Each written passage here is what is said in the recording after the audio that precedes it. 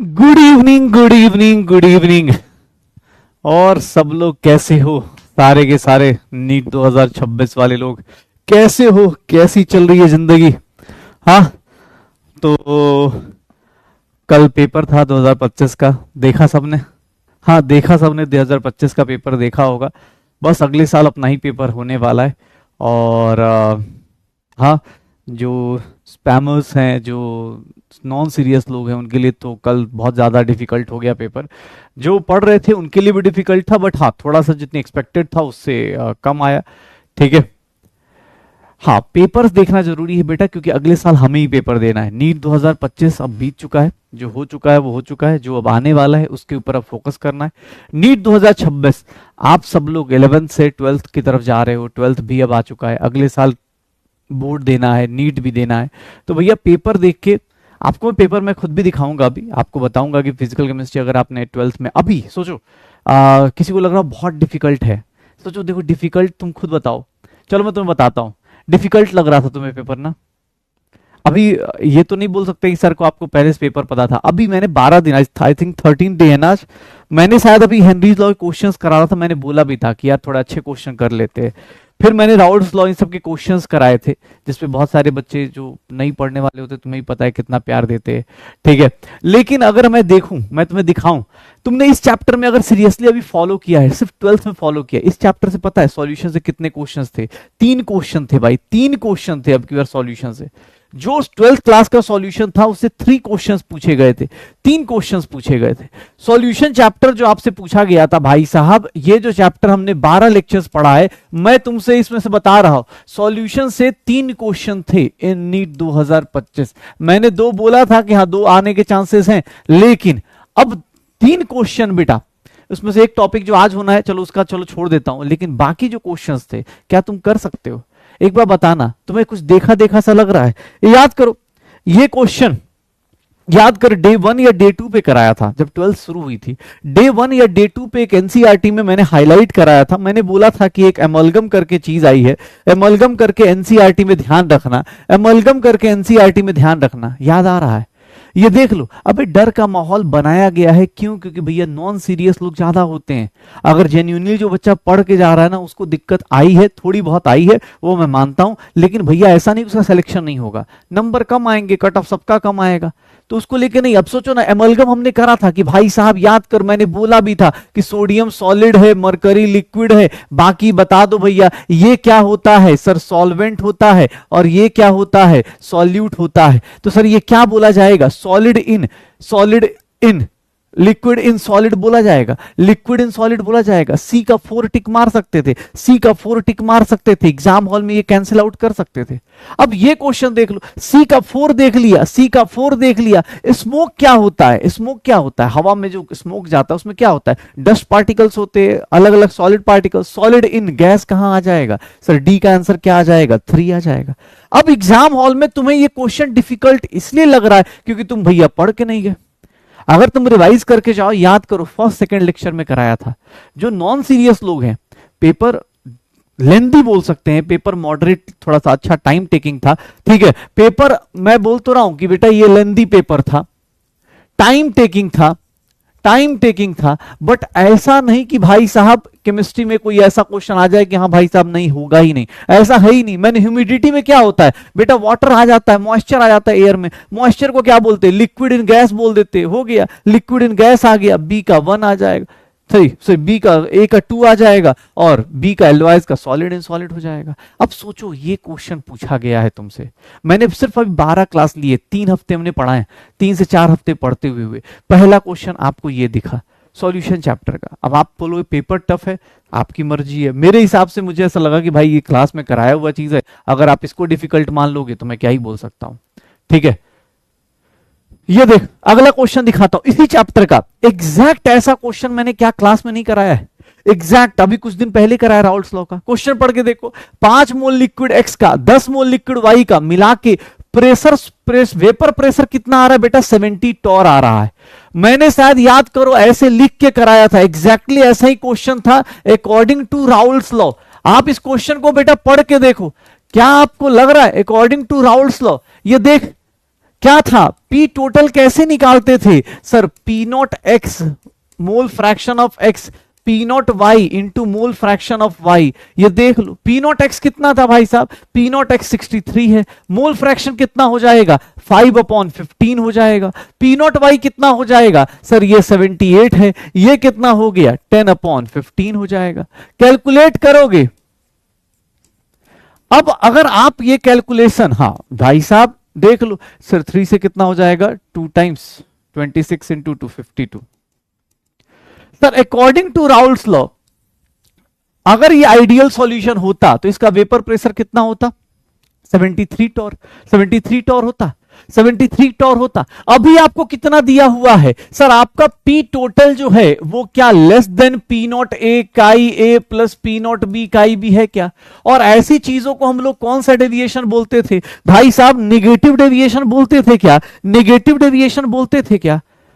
अब ये क्वेश्चन बहुत डिफिकल्ट है भाई साहब, बुरा मत मानना, ठीक है मानता हूं भाई, देखो फिजिक्स ऐसा नहीं है कि बच्चे नहीं कर रहे होंगे, ठीक है, लेकिन मैं एक बात बता रहा हूं तुम्हें, मैं अपनी बस एक बता रहा हूं कि बेटा गारंटी देता हूं, जैसे ये चैप्टर आज ऑलमोस्ट खत्म हो जाएगा, चलो आज डिस्कशन करके, कल मैं ऑब्वियस है थोड़ा सा पेपर को देख के कल क्वेश्चंस भी कराऊंगा, मैं कल चैप्टर खत्म करूंगा, आज नहीं करूंगा, क्योंकि मुझे कुछ क्वेश्चंस और कराने हैं जो मन में रह गई भड़ास वो निकालनी भी है, तो वो कराऊंगा। लेकिन तुम खुद सोचो, ये बताओ ये क्वेश्चन क्या हमने एग्जैक्ट नहीं किया था, याद करो क्लास में 210 टॉर का किया हुआ था और 200 टॉर था, एग्जैक्ट उसमें पॉजिटिव डेविएशन या नेगेटिव डेविएशन का एग्जैक्ट क्वेश्चन किया हुआ है, शायद एग्जैक्ट क्वेश्चन किया हुआ है। अब सर देखो कुछ लोगों को बातें बुरी लग सकती है, लेकिन जो सिलेक्शन वाला बच्चा है, तुम्हें बेटा एक बात बताता हूं, मार्केट में जो हवा उठाना है उठा लो, लेकिन केमिस्ट्री में अगर भाई फिजिकल केमिस्ट्री की बात करें, 11th वालों को, जो 11th में फॉलो कर रहे हैं उनको ही बोल रहा हूं, 11th का क्वेश्चन भी देखो, तुम्हें पता चल जाएगा, तुम्हें पता चल जाएगा, ठीक है। देखो डर का माहौल है, ऑब्वियसली डर बिकता है, सीधी सी बात है, नॉन सीरियस नहीं, इरेगुलर, इरेगुलर अगर आप पढ़ रहे हो तो ऑब्वियस आपको दिक्कत आएगी, इरेगुलर अगर आप पढ़ रहे हो तो आपको तो ये क्वेश्चन में भी डर लग जाएगा कि अभी यार ये कब कराया, ये कब कराया, आप किसी को कुछ भी बोल सकते हो। लेकिन ये दोनों क्वेश्चन, मैं अमलगम वाला याद करना, मैंने क्लास में चिल्ला चिल्ला के मैंने एनसीईआरटी का टेबल खोला था, याद करो एनसीईआरटी का टेबल खोला था, मैंने स्टार मार्क किया था, मैंने कहा था भाई आ जाएगा, मैं 2026 का वेट कर रहा था, 2025 में ही आ गया। हाँ तो बेटा थोड़ा सा पेशेंस रखो, थोड़ा सा प्रैक्टिस बढ़ाओ। देखो कहना नहीं चाहिए, लेकिन तुम्हें पता है एज अ टीचर ना, अब थोड़ा सा शायद सीरियस लोग भी समझे, जो अब हम लोग मैंने हेनरी लॉ क्वेश्चन अच्छे कराए, पता है उस टाइम में मेरा क्या कॉन्फिडेंस डाउन हो गया कि अगले दिन देख रहा हूँ भाई फीडबैक कैसे लगा पड़ा है मेरा, तो मुझे खुद को लगा यार पता नहीं अच्छे क्वेश्चन नहीं करना चाह रहे बच्चे बस चाह रहे हैं कि भाई खेल कूद के चले जाओ, काहेगा ज्यादा पढ़ाना। 5:45 होता है, लगता है भाई साहब 5:40 से हो जाता है, सर एंड कर दो एंड कर दो एंड कर दो, ऐसा लगता है मैं पढ़ाऊंगा तो मुझे बड़े फायदे होने वाले। तो इन लोगों के साथ दिक्कत हुई है, जो दिक्कत आई है ना बेटा, इन लोगों के साथ हुई है, ये उन लोगों के साथ दिक्कत हुई है जो एवरेज पढ़ाई कर रहे थे, जो अच्छे से पढ़ रहे थे बेटा, ठीक है। एवरेज मतलब क्या होता है, 2 दिन पढ़ रहे 4 दिन छुट्टी मार रहे, 2 दिन पढ़ रहे 4 दिन छुट्टी मार रहे, कहने को पढ़ने वाले स्टूडेंट भी काउंट हो रहे हैं, छुट्टी मारने वाले स्टूडेंट भी काउंट हो रहे हैं, उनके साथ जहां दिक्कत आई है। ये देखो, ये मैं तुम्हें 11th का क्वेश्चन दिखाता हूं, ये देखना। अब ऑक्सीडेशन नंबर जाके, मतलब अगर जिन लोगों ने 11th मेरे से पढ़ा है बेटा जाके देखना, मैंने ये क्वेश्चन KO2 मैंने बोला भी था, इसको क्या बोलते हैं, पोटेशियम सुपर ऑक्साइड बोलते हैं। मैंने बोला था कि भाई साहब 11th का क्वेश्चन रेडॉक्स रिएक्शन में जाके आप देखोगे तो बताया गया था कि भैया पोटेशियम हो गया, इसको हमेशा +1 रखते, इसको हमेशा +1 रखते, काट दो ऑप्शन एग्जाम हॉल में। सर ऑक्सीजन H2O2 ये क्या होता है, हाइड्रोजन पर ऑक्साइड होता है, और हाइड्रोजन पर ऑक्साइड ये ऑर्गेनिक, मतलब फिजिकल से करो चाहे इनऑर्गेनिक से करो, पर ऑक्साइड का मतलब क्या हो गया सर, O2 -2 हो गया, मतलब O पे कितना आएगा -1। सर ये आ तो गया, निकालने की जरूरत भी नहीं थी, इसको निकालने की जरूरत भी नहीं थी। ये 11th क्लास, जो लोगों ने, किसी को लगता हो कि हाँ भाई, कभी कभी क्या लगता है ना, देखो हर एक टीचर का अपना अपना विचार है, जैसे मैं अपनी पढ़ाई कभी खुद कर ही नहीं सकता, मेरे से निकल ही नहीं पाता कि मैं बहुत अच्छा टीचर हूँ, लेकिन हाँ मेरा स्टूडेंट बोल देगा या मेरा बच्चा बोल देगा जो पढ़ के आएगा कि भैया ठीक है ये रहा, तुम जाके तुम्हें लगता हो ना पिछले साल 11th में कराया है, अर्जुना बैच में ये क्वेश्चंस कराए हुए हैं, H2O2 H2SO4 KO2, ठीक है, रेडॉक्स रिएक्शन। अब मैं खुद से क्या बोलूं कि हाँ भाई साहब मैं कराऊंगा वही आएगा, ठीक है, लेकिन तुमसे बस बोल रहा हूं कि अगले साल के लिए तैयार हो जाओ, क्योंकि मैं फिर से बोल रहा हूं जो क्लास में कराया जाएगा, जैसे कुछ लोग ज्ञान दे रहे हो तो सर चैप्टर कब खत्म होगा क्या होगा, सीरियसली बोल रहा हूं बेटा, थोड़ा भरोसा रखो टीचर्स पे, और तुम्हें जो क्वेश्चंस दिए जा रहे हैं उसकी प्रैक्टिस करो, क्योंकि हमें लगता है नहीं भाई सर अरे सर आप लोग काहे का मतलब इतना क्वेश्चन कौन कराता है, क्यों कराते हैं, क्यों कर रहे हो इतना क्वेश्चन, 2 क्वेश्चन कराओ आगे निकल जाओ, फिर दिक्कत आ जाएगी। ये 11th में जितने लोग बैठे हैं, जितने लोग 11th में थे, 11th का एक कॉन्सेप्ट याद दिलाता हूं मैं। 11th में एक बात बार बार बोल रहा था कि जब भी फॉर्मेशन इंथैल्पी दी होगी, दो ही लोगों में अपोजिट करना है, कंबसन इंथैल्पी और बॉन्ड डिसोसिएशन इंथैल्पी। जब थर्मोडायनेमिक्स आप पढ़ते हो ना बेटा, तो दो ही लोगों को अपोजिट लेके जाना होता है। यहां पर क्वेश्चन में क्या बोल रहा है कि क्रिस्टलाइजेशन का मतलब बेटा क्या होता है, चलो मुझे इतना बता दो। क्रिस्टलाइजेशन का मीनिंग क्या आप समझते हो? क्रिस्टलाइजेशन का मतलब होता है कि किसी बंदे को लिक्विड से सॉलिड में कन्वर्ट करना। मतलब लिक्विड में अगर बेरियम +2 है, सल्फेट -2 है, ये दोनों लोग मिल जाएं, ये दोनों लोग मिल जाएं और क्या बना दें? क्रिस्टल बना दे। किसका सर? बेरियम सल्फेट सॉलिड का क्रिस्टल बना दे। यही ये लाइन को अगर आपने डिकोड कर लिया, रिएक्शन लिखना सीख लिया, ध्यान सुनना, अगर तुमने इस लाइन सीख ली कि क्रिस्टलाइजेशन का मतलब क्या होता है, उसने लिख भी दिया है क्रिस्टलाइजेशन ऑफ BaSO4। क्रिस्टलाइजेशन का मतलब होता है लिक्विड से सॉलिड में कन्वर्ट होना। याद करो, लिक्विड से सॉलिड में कन्वर्ट होना। और अब देखो तो एग्जाम हॉल में इसकी फॉर्मेशन इंथैल्पी दी हुई है, इसकी फॉर्मेशन इंथैल्पी दी हुई है। कितना है इसका फॉर्मेशन इंथैल्पी भाई, कितना है इसका फॉर्मेशन इंथैल्पी? 349 किलो कैलोरी पर मोल दिया हुआ है। देखना बेटा, ये देख लो, सल्फेट का कितना दिया हुआ है? -216 किलो कैलोरी पर मोल दिया हुआ है। तुमसे किसका फॉर्मेशन इंथैल्पी पूछ रहा है? सर इस फॉर्मेशन इंथैल्पी इसका पूछ रहा है। फॉर्मेशन इंथैल्पी ऑफ बेरियम +2 पूछ रहा है। रिएक्टेंट का और प्रोडक्ट में बाकी लोगों का दिया है। इस रिएक्शन का इंथैल्पी, क्रिस्टलाइजेशन इंथैल्पी कितनी दी है ये? सर क्या हम ऐसा लिख सकते थे, रिएक्शन की enthalpy -4.5 is equals to formation enthalpy of product, formation enthalpy of product minus reactant की formation enthalpy. Product minus reactant बोलते थे क्या हम लोग? प्रोडक्ट माइनस रिएक्टेंट बोलते थे क्या हम लोग? मैंने आपको सिर्फ और सिर्फ 2 केसेस बताए थे कि जहां पर अपोजिट चलना है। हाँ, तो जो बच्चे 11th वेस्ट का मतलब ये नहीं कि बेटा नहीं आना चाहिए, मैं वही तो बोल रहा हूं आपको। बस आपको, क्योंकि देखो कल से यही चल रहा है कि भैया ये हो गया, पेपर में ऐसा हो गया, वैसा हो गया, तो मैं बस याद दिला रहा हूं कि पेपर 11th का बेटा अभी भी इतना बेकार नहीं हुआ होगा। आप देख के याद तो करो कि क्रिस्टलाइजेशन का मतलब ये होता है, रिएक्टेंट प्रोडक्ट की इंथैल्पी दी हुई है। बस एक बार रिवाइज कर लो कि भाई जो डिफिकल्ट बोल रहे हैं क्या वो सच में मेरे लिए डिफिकल्ट हो सकता है? अगर तुम रिवाइज करके बैठे हो तो तुम्हारे लिए क्या वो डिफिकल्ट हो सकता है? फॉर्मेशन एंथैल्पी ऑफ बेरियम +2 और माइनस ये कितना है भाई, माइनस माइनस प्लस 216 आ गया, 216 आ गया। ये कितना हो गया, इसको इधर ला दो, फॉर्मेशन एंथैल्पी ऑफ बेरियम +2 को इधर ला दो और वो कितना हो गया, -349 प्लस 216 माइनस प्लस 4.5। इसको सॉल्व कर लेंगे। अब 15 माइनस 4 कितना आ जाएगा सर? सॉल्व करके देख ले, तेरा कितना आ जाएगा? -128.5 आ जाएगा, -128.5 आ जाएगा। अब एग्जाम हॉल में बस इतना ही करना था। जब 11th क्लास में हम चिल्ला चिल्ला के बता रहे थे, मैंने बोला था सिर्फ 2 लोगों को याद रखना, combustion enthalpy and bond dissociation enthalpy. ये जो 2 इंथैल्पी हैं, इसके केस में रिएक्टेंट माइनस प्रोडक्ट होता है। दुनिया का कोई भी रिएक्शन हो सर, अगर आपकी कंबसन इंथैल्पी या बॉन्ड डिसोसिएशन इंथैल्पी दी गई है तो आप रिएक्टेंट माइनस प्रोडक्ट करते हैं। बट कोई और रिएक्शन है, फॉर्मेशन इंथैल्पी दी है, कोई और इंथैल्पी दी है, तो हमेशा प्रोडक्ट माइनस रिएक्टेंट किया जाता है। याद है? तो बस याद दिला रहा हूं बेटा कि ऐसा नहीं कि दूसरे को देख के हम अपनी बाउंड्री छोटी कर ले, हम अपनी लाइन छोटी कर ले। नहीं, तुमने अगर तुमने क्लास अटेंड भी की है ना, 11th क्लास देखा भी है ना, तो देख लेना। अब इसको कोई बोले लेंदी है, नहीं है भाई लेंदी, ये मैं समझा रहा हूं इसलिए लेंदी लग रहा है क्योंकि ऑब्वियसली मैं टाइम दे रहा हूं। एग्जाम वाले बैठ के तुम थोड़ा किसी को समझाओगे, तुम तो खटाखट क्वेश्चन करोगे। ये देख ले, ये तेरे सामने। याद कर, एक्सोथर्मिक रिएक्शन का मतलब क्या होता है बेटा? याद कर, 11th क्लास में एक चीज पढ़ाई थी, एक्सोथर्मिक रिएक्शन का मतलब रिएक्शन की इंथैल्पी अगर निगेटिव है, इसका मतलब प्रोडक्ट माइनस रिएक्टेंट की इंथैल्पी लेस देन 0। प्रोडक्ट की इंथैल्पी लेस देन रिएक्टेंट होगी, प्रोडक्ट की इंथैल्पी लेस देन रिएक्टेंट होगी। क्या ये बात बोली गई थी? क्या ये बेटा पेपर ही सॉल्व करा रहा हूं, पेपर ही सॉल्व करा रहा हूं, वेट एंड वॉच।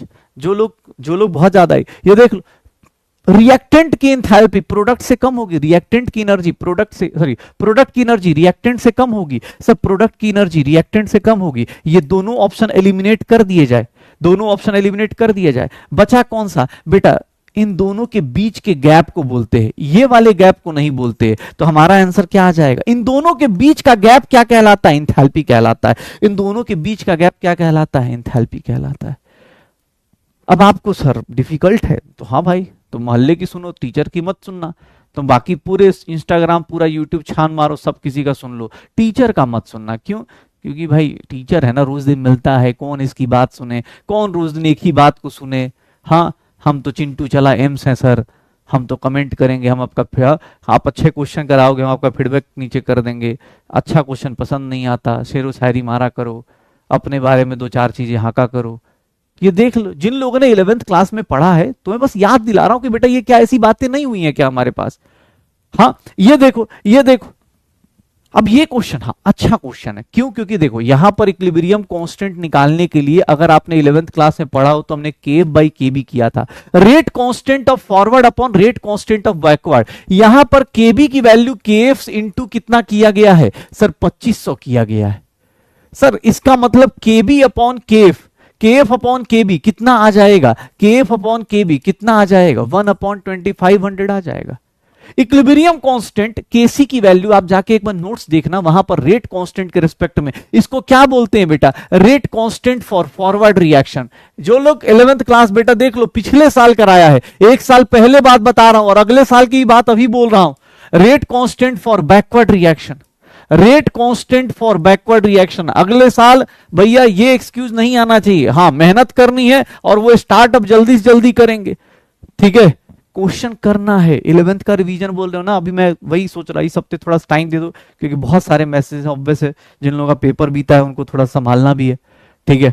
इस हफ्ते का टाइम दे दो, अगले हफ्ते से, मतलब ये हफ्ता वीक छोड़ के अगले वीक से भाई साहब, हाँ सैटरडे ध्यान शुरू करते हैं, कुछ ना कुछ तो शुरू कर ही लेंगे, ठीक है। तुम्हें इस बात की टेंशन नहीं आएगी। KP is equal to KC into R T की पावर डेल्टा एनजी जानते थे सर, ये पुट कर दो sir. KP is equal to KC की वैल्यू कितनी है 1/2500, आर की वैल्यू कितनी है सर, आर की वैल्यू दी हुई है 0.0831 इंटू सर टेम्परेचर कितना है सर 1000, और इसकी पावर कितनी हो जाएगी, डेल्टा एनजी इस रिएक्शन का कितना होगा, डेल्टा एनजी कितना होगा 2 - 1 1, तो सर ये 1 हो गया सर। 1/2500 इंटू 1/12 इंटू 1/1000 कर दो सर, ये गया सर, ये कितना हो गया 5 से ये कितना हो गया 5 टाइम्स, और ये 2 टाइम्स 2 से ये कितना हो गया 6, 1/30 आ गया, 1/30 0.033, 1/30 0.033, ये रहा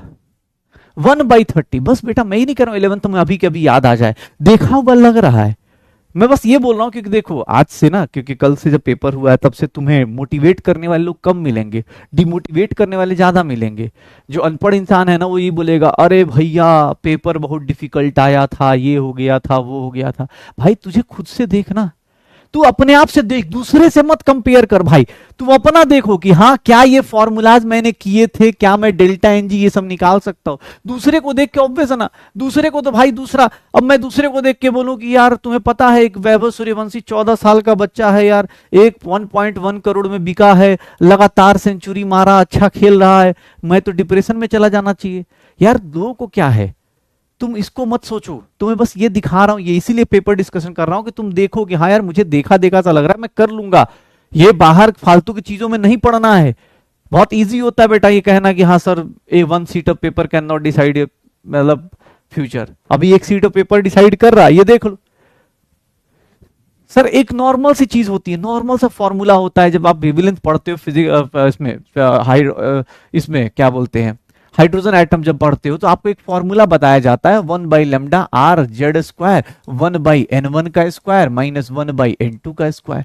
अब भाई साहब तुम 2 से 3 पे जा रहे हो तो ऑब्वियस है क्या करोगे, वेवलेंथ एब्जॉर्ब करोगे। 4 से 6 पे जा रहे हो, वेवलेंथ क्या करोगे, एब्जॉर्ब करोगे। लोअर से ऊपर जाओगे तो यही करोगे, यही होने वाला है ना। देख लो एक बात बता, 2 से 3, 4 से 6, एक बात बता सर 1 अगर मैं इसको लूं, इसके केस में लूं तो ये क्या हो जाएगा, हाइड्रोजन एटम है, हाइड्रोजन एटम का एटॉमिक नंबर क्या होता है 1, 1 का स्क्वायर हटा दो सर, 1/2 का स्क्वायर माइनस 1/3 का स्क्वायर लिख लो, 1/λ1 कितना आ गया। अब आप एग्जाम हॉल में ये कैलकुलेशन फास्ट नहीं करोगे कि सर 1/λ1 ये कितना हो गया 36, 9 माइनस 4, तो ये लेमडा 1 की वैल्यू कितनी आ गई 36/5 आ गई।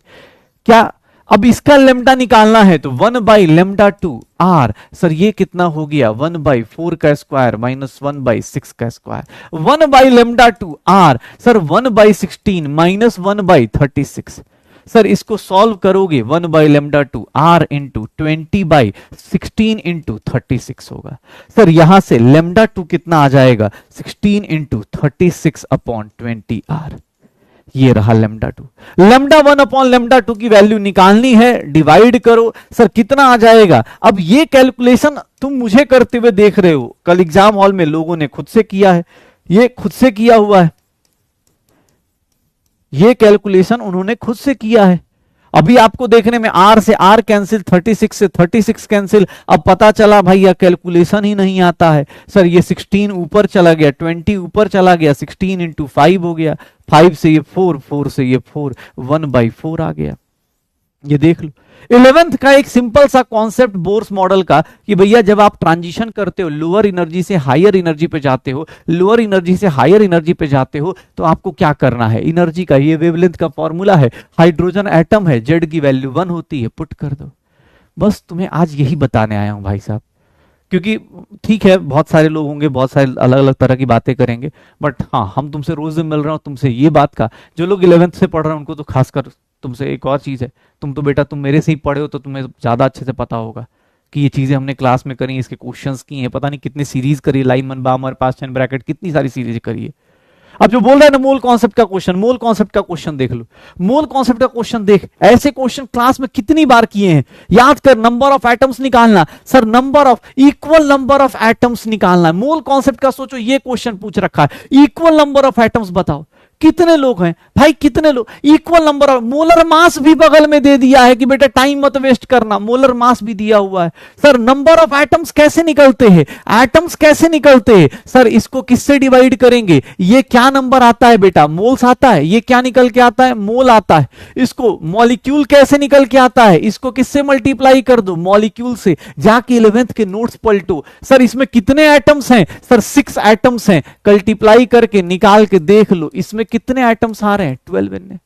सर Na2O के एटम्स पूछ रहे हो, अगर B के एटम्स पूछोगे, B के एटम्स सर कितना है, सर पहले नंबर ऑफ मोल्स निकालो, फिर उसको मल्टीप्लाई करो Na से, फिर उसको मल्टीप्लाई करो Na से, और कितने एटम्स हैं 3, ये देख लो 4, 12 Na।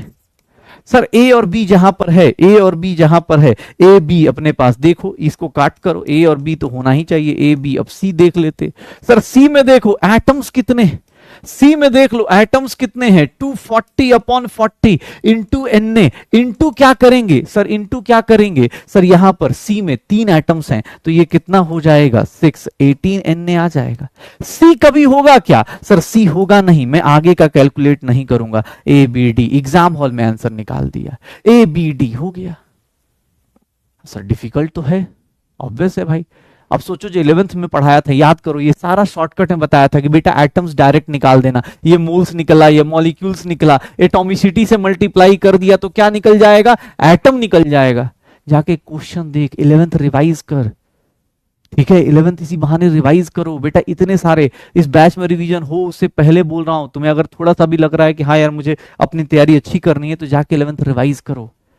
अब किसी को सर एटॉमिसिटी क्या होता है, बेटा 11th का रिवाइज करना, एटम्स काउंट करने नहीं आता, सोडियम के 2 एटम है, कार्बन के 1 एटम है, ऑक्सीजन के 3 एटम है, फिर तो तेरे लिए पेपर डिफिकल्ट ही हो गया, पेपर तेरे लिए डिफिकल्ट हो गया। फिर ये देख मूल कॉन्सेप्ट के क्वेश्चन बोल रहा है, सर एनर्जी और रेडियस निकालना है, एनर्जी और रेडियस बताना, एनर्जी का फॉर्मूला, कितने लोग ऐसे हैं, सोच उसने फॉर्मूला भूले ना कोई बच्चा, कोई वैल्यू ना भूले, उसने दे भी दिया है कि सर इसकी वैल्यू दे दी है। रेडियस का फॉर्मूला सर ये दिया हुआ है 52.9 इंटू n² Z पिकोमीटर, सब कुछ दिया हुआ है। अब बोल रहा लिथियम का रेडियस निकाल दो, लिथियम का रेडियस निकाल दो, कौन से ऑर्बिट का, first Bohr's orbit, sir n = 1 पे निकाल दे।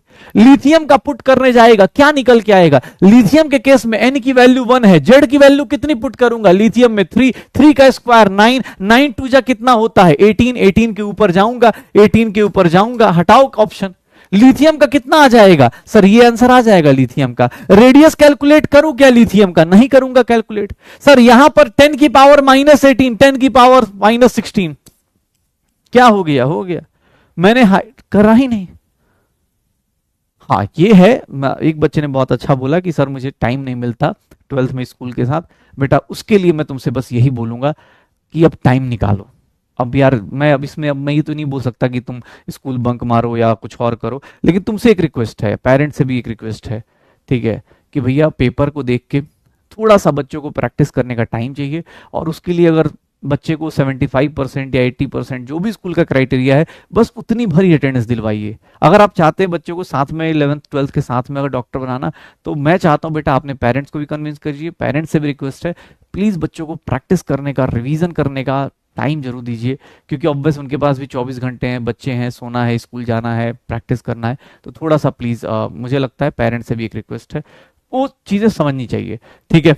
रिवीजन भाई देखो ना, अब ये सब क्वेश्चन है, अब याद कर हमने 11th क्लास में एक रिएक्शन, मैंने रिएक्शन ऐड करना सिखाया था कि भैया H3PO4 है, H3PO4 है, फॉस्फोरिक एसिड मतलब H3PO4, फॉस्फोरिक एसिड H3PO4। याद कर, इसको तोड़ते हैं, ये क्या बन जाएगा भाई साहब, इसका इक्विलिब्रियम कांस्टेंट K1, इसको तुम तोड़ोगे H2PO4-, ये टूटेगा तो H+ और HPO4- देगा, HPO4-2 देगा, K2 होगा। इसको एक एक करके डिसोसिएट कर रहे हो सर, HPO4-2, H+ और PO4-3। सर अगर इक्विलिब्रियम कांस्टेंट सबके दिए हैं, अगर रिएक्शन ऐड करते हो बेटा, रिएक्शन ऐड करोगे तो इक्विलिब्रियम कांस्टेंट क्या होते हैं सर, इक्विलिब्रियम कांस्टेंट क्या होते हैं, इस रिएक्शन को अगर ऐड करते हो तो इक्विलिब्रियम कांस्टेंट क्या होंगे सर, क्या हो जाएगा इक्विलिब्रियम कांस्टेंट, K1 K2 और K3 लिख दूं, यही होगा ना, इक्विलिब्रियम कांस्टेंट यही होगा। और इक्विलिब्रियम कांस्टेंट अगर यही होगा तो सर यहां पर पूछने वाले ने बस आपसे लॉग लगवा लिया, फर्स्ट ऑप्शन पकड़ लो, पहला ऑप्शन पकड़ा सर, यहां लॉग के इक्विलिब्रियम पूछ रखा है, तो सर ये लॉग A इंटू बी क्या बोलते हैं, log K1, log K2, log K3। अब सर डिफिकल्ट तो हो गया क्योंकि आपको लॉग लगाना पड़ गया, आप सीधा सीधा ऐड करने को देता तो कोई भी कर सकता था, ठीक है, कोई भी कर सकता था। भाई साहब देख ले, पहला ऑप्शन सही है, तो इसको कट कर। अब दूसरे ऑप्शन पे आते हैं। याद करो, जब भी हम बोलते हैं कि भैया कॉमन आयन ये क्या है, H+, सर एक बात बताना, पहला H+ टूटना आसान है, दूसरा H+ क्यों कम टूटेगा, बिकॉज हम एक वर्ड पढ़ते हैं that is known as common ion effect. Sir ये स्टेटमेंट इसलिए सही है क्योंकि हमें क्या दिखता है कि सर ये कॉमन आयन इफेक्ट दिखाएगा, ये क्या होगा, कॉमन आयन इफेक्ट दिखाएगा, ये क्या होगा, कॉमन आयन इफेक्ट दिखाएगा, H+ क्या होगा, कॉमन आयन इफेक्ट दिखाएगा। तो सर ये स्ट्रॉन्गर एसिड होगा as compare to this one, ये एसिड है तो इसका कंजुगेट बेस है, ये एसिड है तो इसका कंजुगेट बेस है, ये एसिड है तो इसका कंजुगेट बेस ये है। चीजों को कॉन्सेप्ट को रिवाइज करो। और तुम्हें पता है ऑब्वियस है, जब वीक एसिड होगा तो इक्विलिब्रियम कांस्टेंट भी क्या होगा, वीक एसिड होगा तो इक्विलिब्रियम भी कांस्टेंट भी क्या होगा, धीरे धीरे डिक्रीज करता जाएगा। आंसर क्या आ जाएगा, ABC आ जाएगा। जाके नोट्स पलटिए। अब कोई बोले सर ये वाला, भाई साहब ये मजे लिए तो मजे का मैं क्या करूं, तुम्हें पता है कोई लॉजिक नहीं है इस चीज का। कोई बोले डी ऑप्शन, भैया लॉजिक नहीं है, ठीक है, डी ऑप्शन का कोई लॉजिक नहीं है, काट दो, कोई जरूरत ही नहीं, डी तो सबसे पहले कट करना चाहिए था, एक ही ऑप्शन में था इसलिए कट नहीं किया।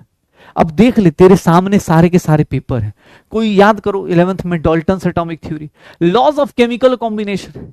डाल्टन्स एटॉमिक थ्योरी ने क्या बोला था कि हाइड्रोजन कोई भी मॉलिक्यूल्स अगर कंबाइन करते हैं तो sir simple whole number ratio में कंबाइन करते हैं। कभी भी मास का ratio simple whole number ratio होगा, मास कंजर्व रहेगा, रिएक्शंस में रीअरेंजमेंट होती है, बट गैसियस वॉल्यूम के बारे में उन्होंने कुछ नहीं बोला था। मतलब डाल्टन्स एटॉमिक थ्योरी किसको एक्सप्लेन नहीं कर पा रहे थे, किसको एक्सप्लेन नहीं कर पा रहे थे, डाल्टन्स एटॉमिक थ्योरी को। किसको एक्सप्लेन नहीं कर पा रहे थे, डाल्टन्स एटॉमिक थ्योरी को। पक्का हो जाएगा। ये देख तेरे सामने 11th खोल के रखा हुआ है, याद कर ली चैटलियस प्रिंसिपल। बेटा डिफिकल्ट बोलना बहुत आसान है, याद कर ली चैटलियस प्रिंसिपल। जो बच्चे खास कर देखो क्या बोल रहा है, हायर यील्ड ऑफ NO चाहिए, मतलब प्रोडक्ट ज्यादा चाहिए। प्रोडक्ट कब ज्यादा होगा सर, रिएक्शन की एंथैल्पी क्या दी है, एंडोथर्मिक। सर हीट किधर है, रिएक्शन साइड, रिएक्टेंट साइड। याद कर हीट किधर है, रिएक्शन साइड, रिएक्टेंट साइड है। अब टेम्परेचर ज्यादा करोगे तो हीट ज्यादा होगा, रिएक्शन किधर जाएगी, फॉरवर्ड।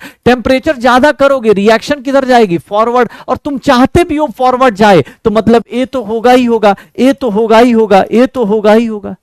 सर नाइट्रोजन और ऑक्सीजन बढ़ाएंगे तो भी किधर जाएगा, नाइट्रोजन और ऑक्सीजन अगर बढ़ाएंगे तो रिएक्टेंट बढ़ाएंगे तो किधर जाता है, फॉरवर्ड जाता है। सर ये क्या हो जाएगा, ACD हो जाएगा पक्का। इस केस में भैया देख लो। अब ये कोई बोले सर बहुत डिफिकल्ट है, बेटा हाँ मान लो, क्योंकि रिवीजन नहीं करोगे अगले साल अगर ऐसे ही पहुंचोगे भैया, हवा हवा में उड़ते हुए पहुंचोगे तो डिफिकल्ट तो बन ही जाएगा। तुम्हारे सामने ये क्वेश्चंस हैं, डिस्कशन के साथ करा रहा हूं। ये 2 क्वेश्चन अभी आप केमिकल काइनेटिक्स और उसका क्वेश्चन है वो आपको मिल जाएगा, ठीक है। ये 2 क्वेश्चन अभी आपको अभी अगले चैप्टर्स में मिल जाएगा, तो मैं उसको अभी नहीं कराऊंगा। लेकिन हाँ पहले ये क्वेश्चंस देख लीजिए। आपको अगर अभी तक आप क्लास अटेंड कर रहे हैं, अभी तक आप क्लास अटेंड कर रहे हैं, तो बेटा आपकी तैयारी 1 2 3 4 5 6 7 8 9 10 11 क्वेश्चंस, 11 1 12 क्वेश्चंस। सोचो तुम जिस मोमेंट पे अभी खड़े हो बेटा, अभी तक अगले साल के लिए 12 क्वेश्चंस की तैयारी हो चुकी है। हाँ रिवीजन करना बाकी है, वो आप करेंगे। रिवीजन क्वेश्चन का अभी तक 12 क्वेश्चंस आप कर सकते थे आउट ऑफ 15 क्वेश्चन आप फिजिकल केमिस्ट्री के 12 क्वेश्चंस का ऑलमोस्ट सिलेबस आप कर सकते थे। एक क्वेश्चन आज कर लेंगे, सोच लो। मैं ये नहीं कह रहा बेटा 11th रिवीजन ऑब्वियस से प्लान करते हैं यार, थोड़ा सा हमें भी टाइम दो, थोड़ा हम भी शौक में हैं, क्योंकि जैसे तुम हमारे लिए प्यारे हो वैसे इस साल के बच्चे भी हमारे लिए प्यारे हैं। और कल से तो मैं मतलब ऐसा है कि मोबाइल बहुत बहुत रेयर यूज कर रहा हूँ कि भाई, क्योंकि ऑब्वियस है बहुत सारे बच्चे हैं, बहुत सारी मेहनत करते हैं, लेकिन थोड़ी थोड़ी गलती हो जाती है, कुछ साइकोलॉजिकल गेम हो जाता है, साइकोलॉजिकल इफेक्ट हो जाते हैं। एक बार पेपर कुछ गड़बड़ होना शुरू हुआ, फिर वो डर से गड़बड़ होता जाता है। मैं ऐसे बच्चों को भी जान रहा हूँ। यही सब चीजें अच्छी करनी है। तुम्हें मैं क्या बोल रहा हूँ कि अभी से ये जो पेपर हुआ इसको लेके चाहे जो मार्केट में बोले, इसको लेके ये नहीं सोचना कि अगले साल भी क्या होगा। अगले साल जो होगा ना बेटा, आप उसके लिए प्रिपेयर हो जाओ। जब टीचर बोल रहा है कि मैं पढ़ाऊंगा तो पढ़ने आओ। अब मैं कल आज मतलब कल अगर मैं क्वेश्चन कराने आ रहा हूं तो क्वेश्चन करने आओ। वहां पे सर इतना हार्ड थोड़ी ना आता है। एक तो मुझे याद है हिंदी बोला ये जेई एडवांस का क्वेश्चन करा रहे हो, तो एडवांस के क्वेश्चन बेटा किसके लिए करा रहे हैं? मैं अपने फायदे के लिए थोड़ा करा रहा हूं भाई। हाँ मैं तो लल्लू पंजू करा के चला जाऊंगा, तेरे सामने प्रूफ दे रहा हूं ना कि भैया मैं पहले दिन जब करा रहा था, जब इजी चीजें पढ़ाता हूं तब भी मैं चिल्ला चिल्ला के बोल रहा था कि बेटा ये देख लेना, ये देख लेना, ये देख लेना। तो थोड़ा सा भैया दीदी जो भी यूट्यूब पे ज्ञान दे रहे हो आप सुनो, उनकी कोई बात नहीं। ऑब्वियस है वो लोग थोड़ा ज्यादा अच्छे लगते होंगे। हम डेली आते हैं तो ऑब्वियस हमारी थोड़ी वैल्यूज कम होती होंगी। लगता होगा यार डेली आ तो रहे, 4-5 हजार रुपये दिए, रोज ना के नाचेंगे। हाँ इनकी बात कौन सुनने जाए, ठीक है। बस तुम्हें याद दिला रहा हूं। जो लोग 11th में बेटा आप रिवीजन अपने हिसाब से प्लान करो। मुझे नहीं पता किसका स्कूल है किसका नहीं है। जिनका भी स्कूल है भैया आप कोशिश करिए सैटरडे संडे तो छुट्टी मारिए ही मारिए। सैटरडे संडे कुछ भी हो जाए, हो सके वीक में एक दिन देख लीजिएगा, मैनेज हो सके, घर वाले समझ पाए तो वीक में एक दिन और मारिए। बट क्वेश्चंस कीजिए, प्रैक्टिस कीजिए। जेईई मेंस के क्वेश्चंस लगाने बाकी हैं, ठीक है, तो ये करना है, ठीक है। हाँ नहीं मैं बस 11th का बेटा 11th का भी प्लान करते हैं, 11th का ही प्लान करते हैं, ठीक है ना, 11th का ही प्लान करते हैं, ठीक है। और हम लोग कोशिश करेंगे, ठीक है, हम लोग कोशिश करेंगे अभी जैसे ही अभी थोड़ा सा आपस में सिंक बिठाते हैं। थोड़ा सा एक ना एक सेशन सोच रहे हैं कि देखो जिसको आना हो आएगा। मैं सोच रहा हूँ भाई प्रैक्टिस सेशन रख दिया जाए। हो सकता है किसी को रिकॉर्डिंग देखनी हो रिकॉर्डिंग देख लिए, सैटरडे या संडे किसी दिन मॉर्निंग में या कभी भी इवनिंग में लगेगा तो हम प्रैक्टिस सेशन रख सकते हैं, जिसमें कोई थ्योरी नहीं कराई जाएगी, बोला जाएगा भैया पढ़ो, रिवाइज करो और करके आओ, क्वेश्चंस करेंगे, ठीक है। हाँ तो भाई प्लीज ट्राई करो। बस तुम्हें ये दिखाना था लास्ट, जो तुम भी जितने भी तुम लोग मार्केट में कोई बोले तो उनको बता देना कि भाई ये डरने की जरूरत नहीं है। तुम्हें जो क्लास में कराया जा रहा है, मैं तुम्हें बोला ना अभी सॉल्यूशन चैप्टर में अभी 4 हफ्ते हुए हमारे, जो पढ़ाया उसमें से आ रहा है ना भाई। कोई ये नहीं बोल सकता कि नहीं सर आपने जो पढ़ाया वो एकदम नहीं आया, ठीक है। जो पढ़ाया है वैसा ही आया है। हाँ वैल्यूज अलग अलग आई हैं, वहां पर मैंने ए बी के साथ कराया था क्वेश्चन, यहाँ एक्स वाई के साथ क्वेश्चन आया, उससे क्या ही फर्क पड़ रहा है। तो प्लीज ट्राई कीजिएगा, ठीक है, ओके। तो चलो हाँ थोड़ा सा सीरियसली पढ़ो, अदरवाइज देखो कल के एग्जाम से ये चीज क्लियर हो गई कि जो नॉन सीरियस पढ़ेगा भैया उसका सिलेक्शन एकदम दूर दूर तक नहीं होने वाला है, दूर दूर तक नहीं होने वाला है। तो कोशिश करिए। नीट 2025 एक रिमाइंडर है उन सारे बच्चों के लिए जो एवरेज पढ़ाई कर रहे हैं कि बेटा एवरेज को और अच्छा करना है। जो नहीं पढ़ रहे हो तो चलो वो तो कमेंट करते रहेंगे कि सर हाँ, एक one sheet of paper can not decide our future, but जो पढ़ रहे, जो मुझे, मेरा जो मेन फोकस है, जो देखो ये तो चलो अपना कर ही लेगा, जो एवरेज बच्चा है ना, देखो यार दुख किसको ज्यादा होता है, एवरेज वाले को होता है। जो भैया बैक बेंचर बैठा है उसको तो किस बात का, वो तो बोल देगा भैया बीएससी कर लो यार चुपचाप, काहे का हाँ इस पे। जो ये वाले बच्चे होते हैं ना, ये बहुत तड़पते हैं, ठीक है, ये वाले बच्चे बहुत तड़पते हैं, ठीक है। मतलब मेरी क्लब, मैं जो मानता हूं कि भैया आप इस तरह के ना, आप जो एवरेज वाले लोग हैं इनको भैया इधर आना है, ये तो आगे जा ही रहा है, ये भैया कहे बिना ही प्रैक्टिस कर लेगा, तो ये तो आइडियल सॉल्यूशन है ही मेरा। मैं चाहता हूं आप कैसे डेविएट करो, पॉजिटिव डेविएशन के साथ आओ, ये तो आइडियल चल ही रहा है, लेकिन तुम ऐसा करो कि भैया एकदम उड़ा दो अगले साल की, एकदम भैया सर हम पॉजिटिव डेविएशन के साथ आए हैं, इस तरह से रिजल्ट लेके आओ, ठीक है। चलो चीजें शुरू करें। हाँ, 11th का प्लान करते हैं जल्दी जल्दी। ओके, शुरू करते हैं। आज एक बेटा सॉल्यूशन का एक क्लास है, कल सॉल्यूशन पढ़ के आना, कल सॉल्यूशन का सारे क्वेश्चंस मैं पहले बता रहा हूं, कल की क्लास भैया रोना धोना जिसको जो करना है कर लेना।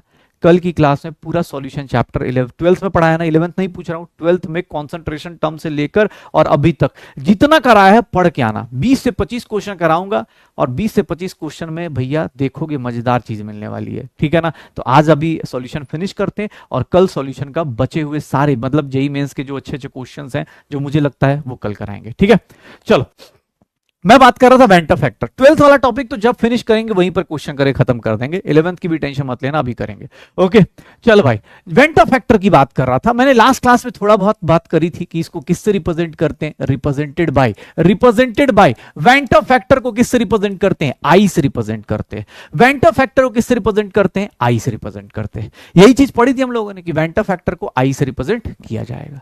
अब ये वेंटर फैक्टर है क्या, सीधी सी बात बताओ, वेंटर फैक्टर है क्या सर? वेंटर फैक्टर की बात करें तो ये किसके लिए वैलिड होता है सर, ये किसके लिए वैलिड होता है सर, ये देखोगे जहां पर भी। चलो उससे पहले सिंपल सी बात बताना, कॉलिगेटिव प्रॉपर्टीज जो होती हैं बेटा, कॉलिगेटिव प्रॉपर्टीज जो होती हैं, सबसे पहले बेटा लिखना शुरू करना जिन लोगों को लिखना है।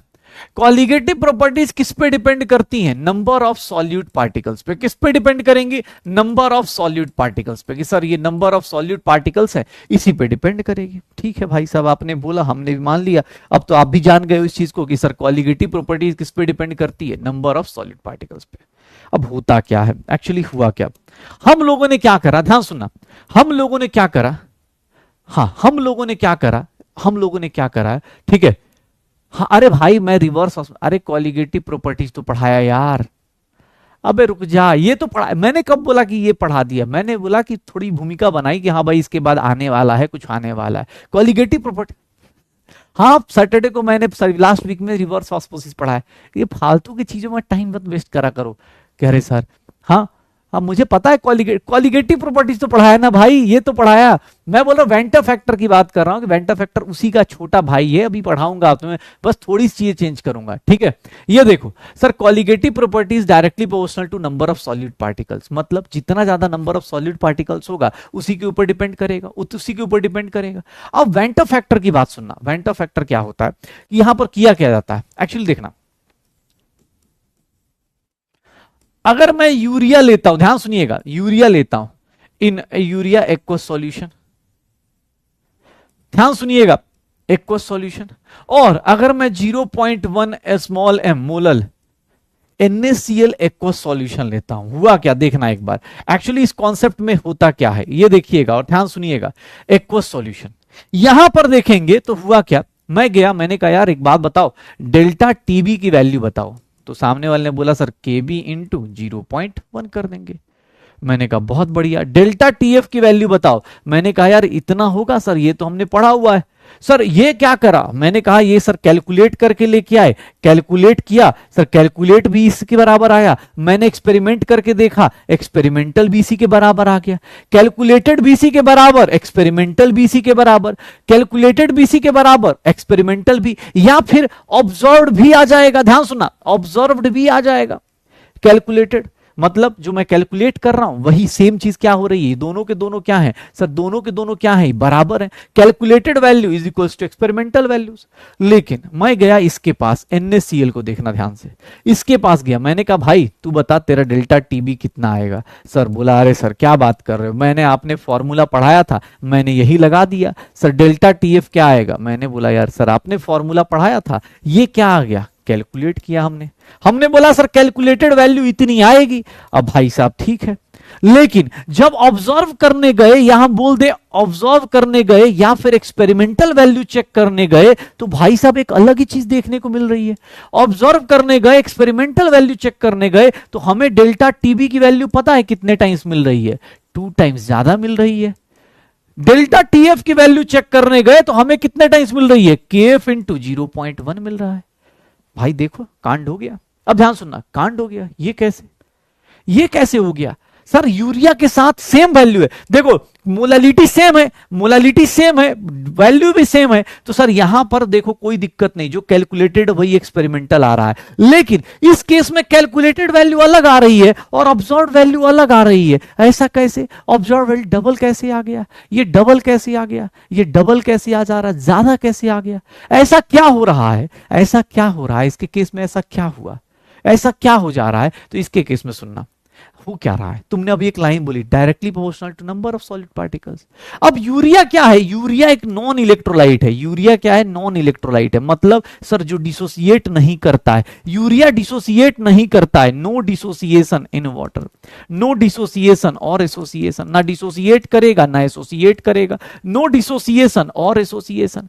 लेकिन NaCl को देखो तो NaCl तुम्हें पता है इलेक्ट्रोलाइट होता है, और इलेक्ट्रोलाइट का मतलब सर ये पानी में जाता है ना भाई साहब, तो पानी में जाते इसको पता नहीं क्या हो जाता है, जाते ही कितना हो जाता है सर, आप कितना मान के चल रहे हो, 1 पार्टिकल, आप कितना मान के चल रहे हो, 1 पार्टिकल, बट पानी में गया तो कितना पार्टिकल हो गया, 2 पार्टिकल। कॉलिगेटिव प्रॉपर्टी किस पे डिपेंड करती है, कॉलिगेटिव प्रॉपर्टी किस पे डिपेंड करती है, नंबर ऑफ पार्टिकल्स पे, कॉलिगेटिव प्रॉपर्टी किस पे डिपेंड करती है, नंबर ऑफ पार्टिकल्स पे। तुम मान के चल रहे हो कि NaCl 1 पार्टिकल है, बट वाटर में जाते NaCl कितने पार्टिकल्स में कन्वर्ट हो गया, 2 पार्टिकल्स में, इसीलिए उसकी वैल्यू क्या हो गई, डबल हो गई, इसीलिए उसकी वैल्यू क्या हो गई, डबल आ गई सर, इसीलिए उसकी वैल्यू क्या हो गई, डबल आ गई, इसीलिए उसकी वैल्यू क्या हो गई, डबल आ गई। ये जो डबल आ रहा है इसका रीजन क्या है सर, नंबर ऑफ पार्टिकल्स क्या हो गया, नंबर ऑफ पार्टिकल्स क्या हो गया, डबल हो गया।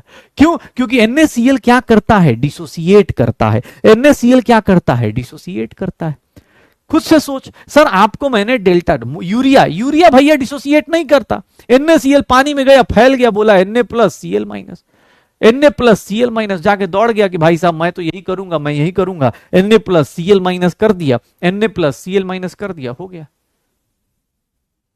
इसको छोड़, मान लो कि सिंपल सा और एक एग्जांपल लेते हैं, ये देख कैल्शियम क्लोराइड है, ये देख कैल्शियम क्लोराइड है, अगर मैं इसकी मोलालिटी 0.1 मोलल एक्वस सॉल्यूशन दे दूं, ध्यान सुनना, अब तुम खुद से सोचना, अगर मैं कैलकुलेट करने जाऊंगा, कैलकुलेटेड कॉलिगेटिव प्रॉपर्टी निकालने जाऊंगा, कैलकुलेटेड कॉलिगेटिव प्रॉपर्टी फॉर्मूला अगर निकालने जाता हूं, कैलकुलेटेड कॉलिगेटिव प्रॉपर्टी फॉर्मूला अगर निकालने जाऊंगा तो क्या मिलेगा मुझे बताना।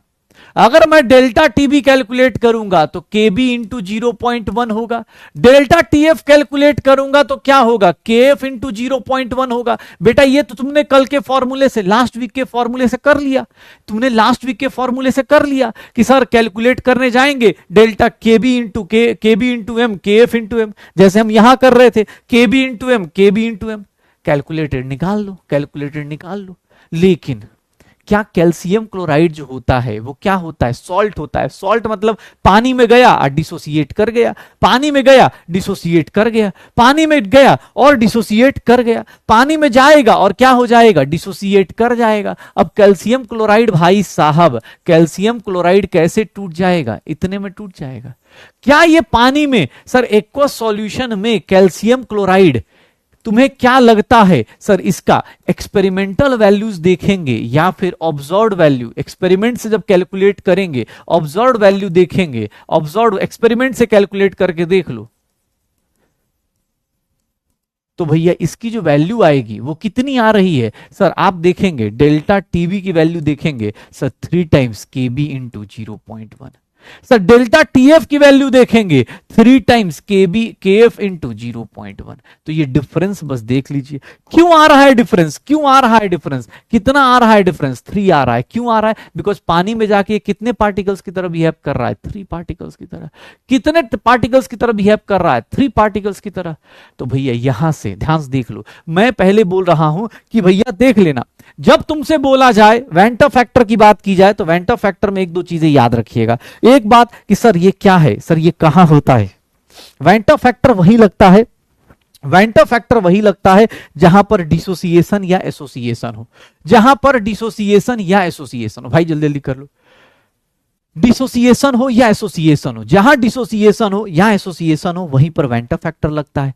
पहली चीज डिसोसिएशन या एसोसिएशन के केस में लगता है। दूसरी बात सर ये डिसोसिएशन और एसोसिएशन में कब कितने टाइम्स होगा, ये कैसे निकालते हैं, यही रेशियो क्या कहलाती है सर, वेंटर फैक्टर कहलाती है। ध्यान सुनिएगा, वेंटर फैक्टर का मैं भैया देख लो, वेंटर फैक्टर आई की वैल्यू बता रहा हूं, वेंटर फैक्टर की वैल्यू बता रहा हूं, आई की वैल्यू बता रहा हूं। ध्यान सुनना, जैसे इस केस में वेंटर फैक्टर क्या बताता है पता चल जाएगा आपको। ये देख लो, ऑब्जर्व्ड कॉलिगेटिव प्रॉपर्टी वैल्यू, देखिएगा observed colligative property value divided by sir ये क्या हो जाएगा, कैलकुलेटेड कॉलिगेटिव प्रॉपर्टी वैल्यू।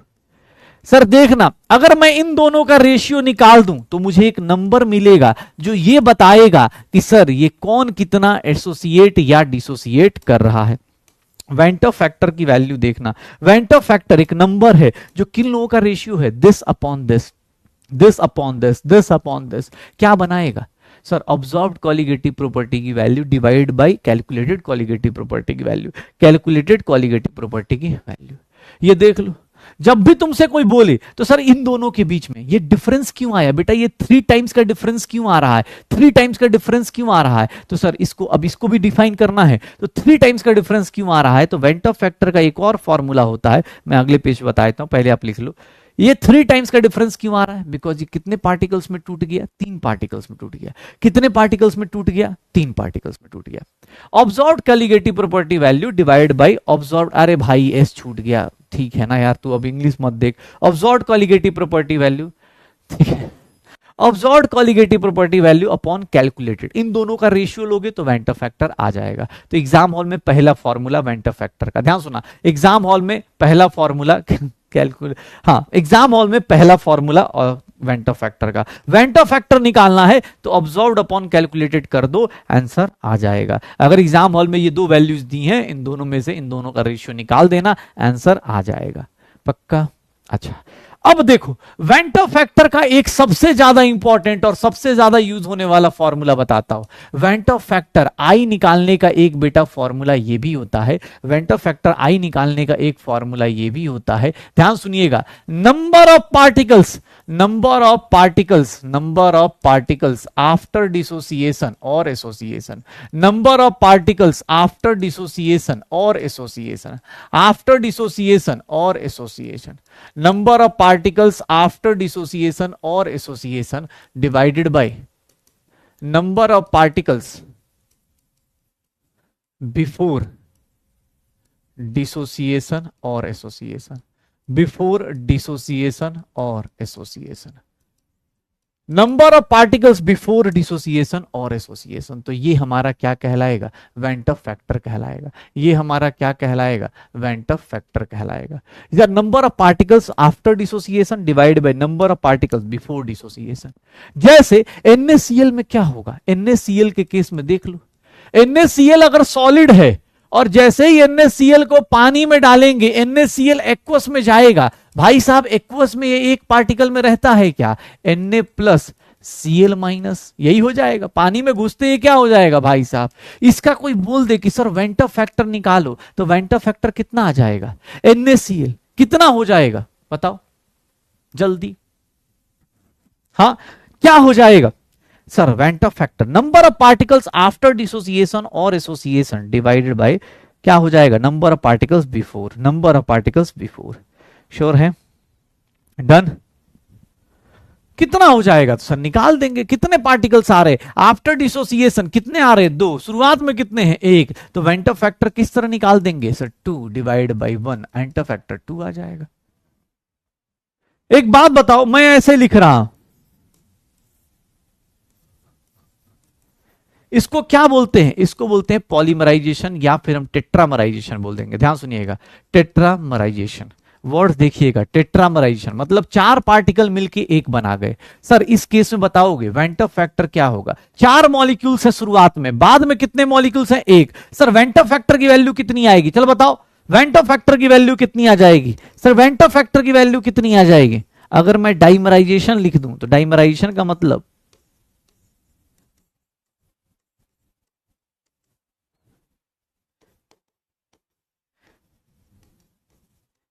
चार पार्टिकल, बताओ इन सबको बताओ भाई कितना आएगा, वेंटर फैक्टर की वैल्यू बताओ, रटना नहीं है, आप खुद सोचो कि sir number of particles after association कितना है, 1, शुरुआत में कितना है, 4, sir number of particles after association 1, बाद शुरुआत में कितना है, 2, sir number of particles after association शुरुआत में कितना है, 1/2, 1/4, 1/3, रटने की जरूरत ही नहीं। टेट्रामराइजेशन, डाइमराइजेशन, ट्राइमराइजेशन हो गया, टेट्रामराइजेशन, ट्राइमराइजेशन, आइमराइजेशन। अब मैं बोल देख लो, मैं इसको क्यों लिखूं भाई, चल लिख भी देता हूं भाई, कैल्शियम +2, पता चला बोले कैसे काउंट कर दे रहे हैं, कैसे काउंट कर दे रहे हैं, चल बता इन सबके केस में बता भाई,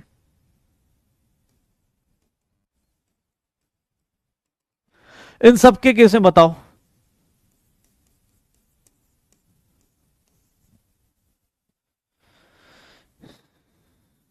इन सबके केस में बताओ वेंटर फैक्टर की वैल्यू। इतना डिफिकल्ट कॉन्सेप्ट अगर मैं क्वेश्चन पूछ दूं तो किस तरह निकालोगे, किस तरह से निकालोगे। इसके केस में वेंटर फैक्टर की वैल्यू कितनी आ जाएगी, sir number of particles after dissociation कितना है, 1 और 2, 3, डिवाइड बाय शुरुआत में कितना है, 1, सर यहां देखो 3 2 5, शुरुआत में कितना है सर 5, डिवाइड बाय कितना है 1, तो 5/1। यहां देख लो आई की वैल्यू कितनी है सर, 1 1 और 1, सर 2 डिवाइड बाई 1, तो आई की वैल्यू निकाल सकते हो, हर एक जगह आई की वैल्यू निकल जाएगी, आई की वैल्यू 3 5 2। अब इस क्वेश्चन को सर बाप रे हाँ इतना क्वेश्चन ऐसा कैसे डिफिकल्ट हो जा रहा है यार। हाँ वेंटर फैक्टर भैया वही आता है जहां एसोसिएशन या डिसोसिएशन बोले, समझ जाना बिना एसोसिएशन डिसोसिएशन के वेंटर फैक्टर का कोई वैल्यू नहीं होता है।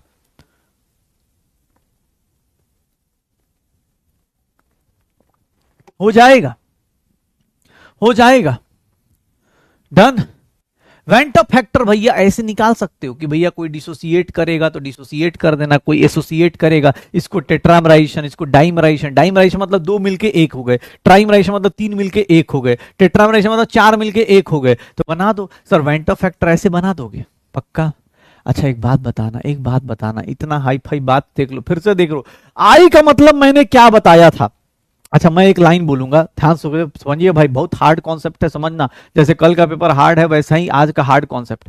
मैं एक लाइन बोलता हूं पकड़ना ध्यान से, अगर डिसोसिएशन होता है, in case of dissociation van't Hoff factor की वैल्यू ग्रेटर देन 1 होगी, और in case of association van't Hoff factor की वैल्यू लेस देन 1 होगी। क्या ये बात आप बता सकते हो मुझे, क्या मैं ये बात बोल सकता हूं कि sir in case of dissociation जब डिसोसिएट करते हैं तो नंबर ऑफ पार्टिकल्स इंक्रीज करते हैं, sir in case of dissociation क्या मैं ये बात बोल दूं, इन case of dissociation, in case of dissociation जब डिसोसिएशन करते हैं तो वेंटर फैक्टर ग्रेटर देन 1, और इन केस ऑफ एसोसिएशन क्यों, क्योंकि भैया डिसोसिएट करोगे तो नंबर ऑफ पार्टिकल्स बढ़ते हैं, और अगर इन केस ऑफ एसोसिएशन की बात की जाए तो आई की वैल्यू क्या हो जाएगी, लेस देन 1 हो जाएगी।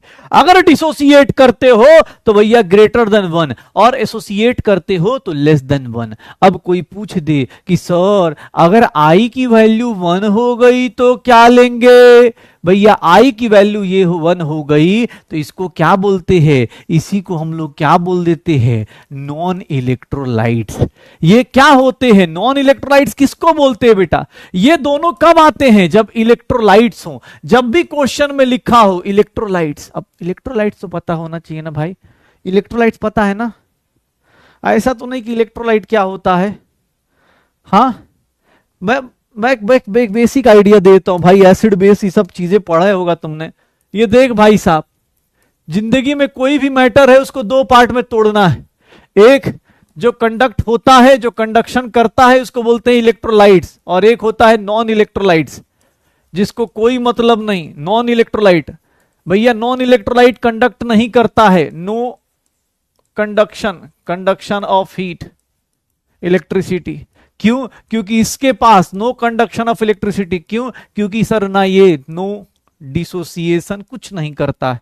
ये हमारा स्पैमर है, चुपचाप बैठा रहता है, मजे मारता रहता है, कोई मैटर नहीं सर, कुछ नहीं, नो डिसोसिएशन एसोसिएशन। इनके केस में वेंटर फैक्टर की वैल्यू क्या होती है? 1 होती है। एग्जाम्पल बोले तो भैया कौन कौन से लोग, यूरिया हो गया, सुक्रोज हो गया, ग्लूकोज हो गया, ये कुछ कुछ एग्जाम्पल्स बता रहा हूं, एटसेट्रा लिख देता हूं। जो लोग डिसोसिएट नहीं करते, जो लोग डिसोसिएट नहीं करते, जो कंडक्ट नहीं करते इलेक्ट्रिसिटी, यूरिया हो गया, सुक्रोज हो गया, ग्लूकोज हो गया, ये सब क्या करते? कंडक्ट नहीं करते।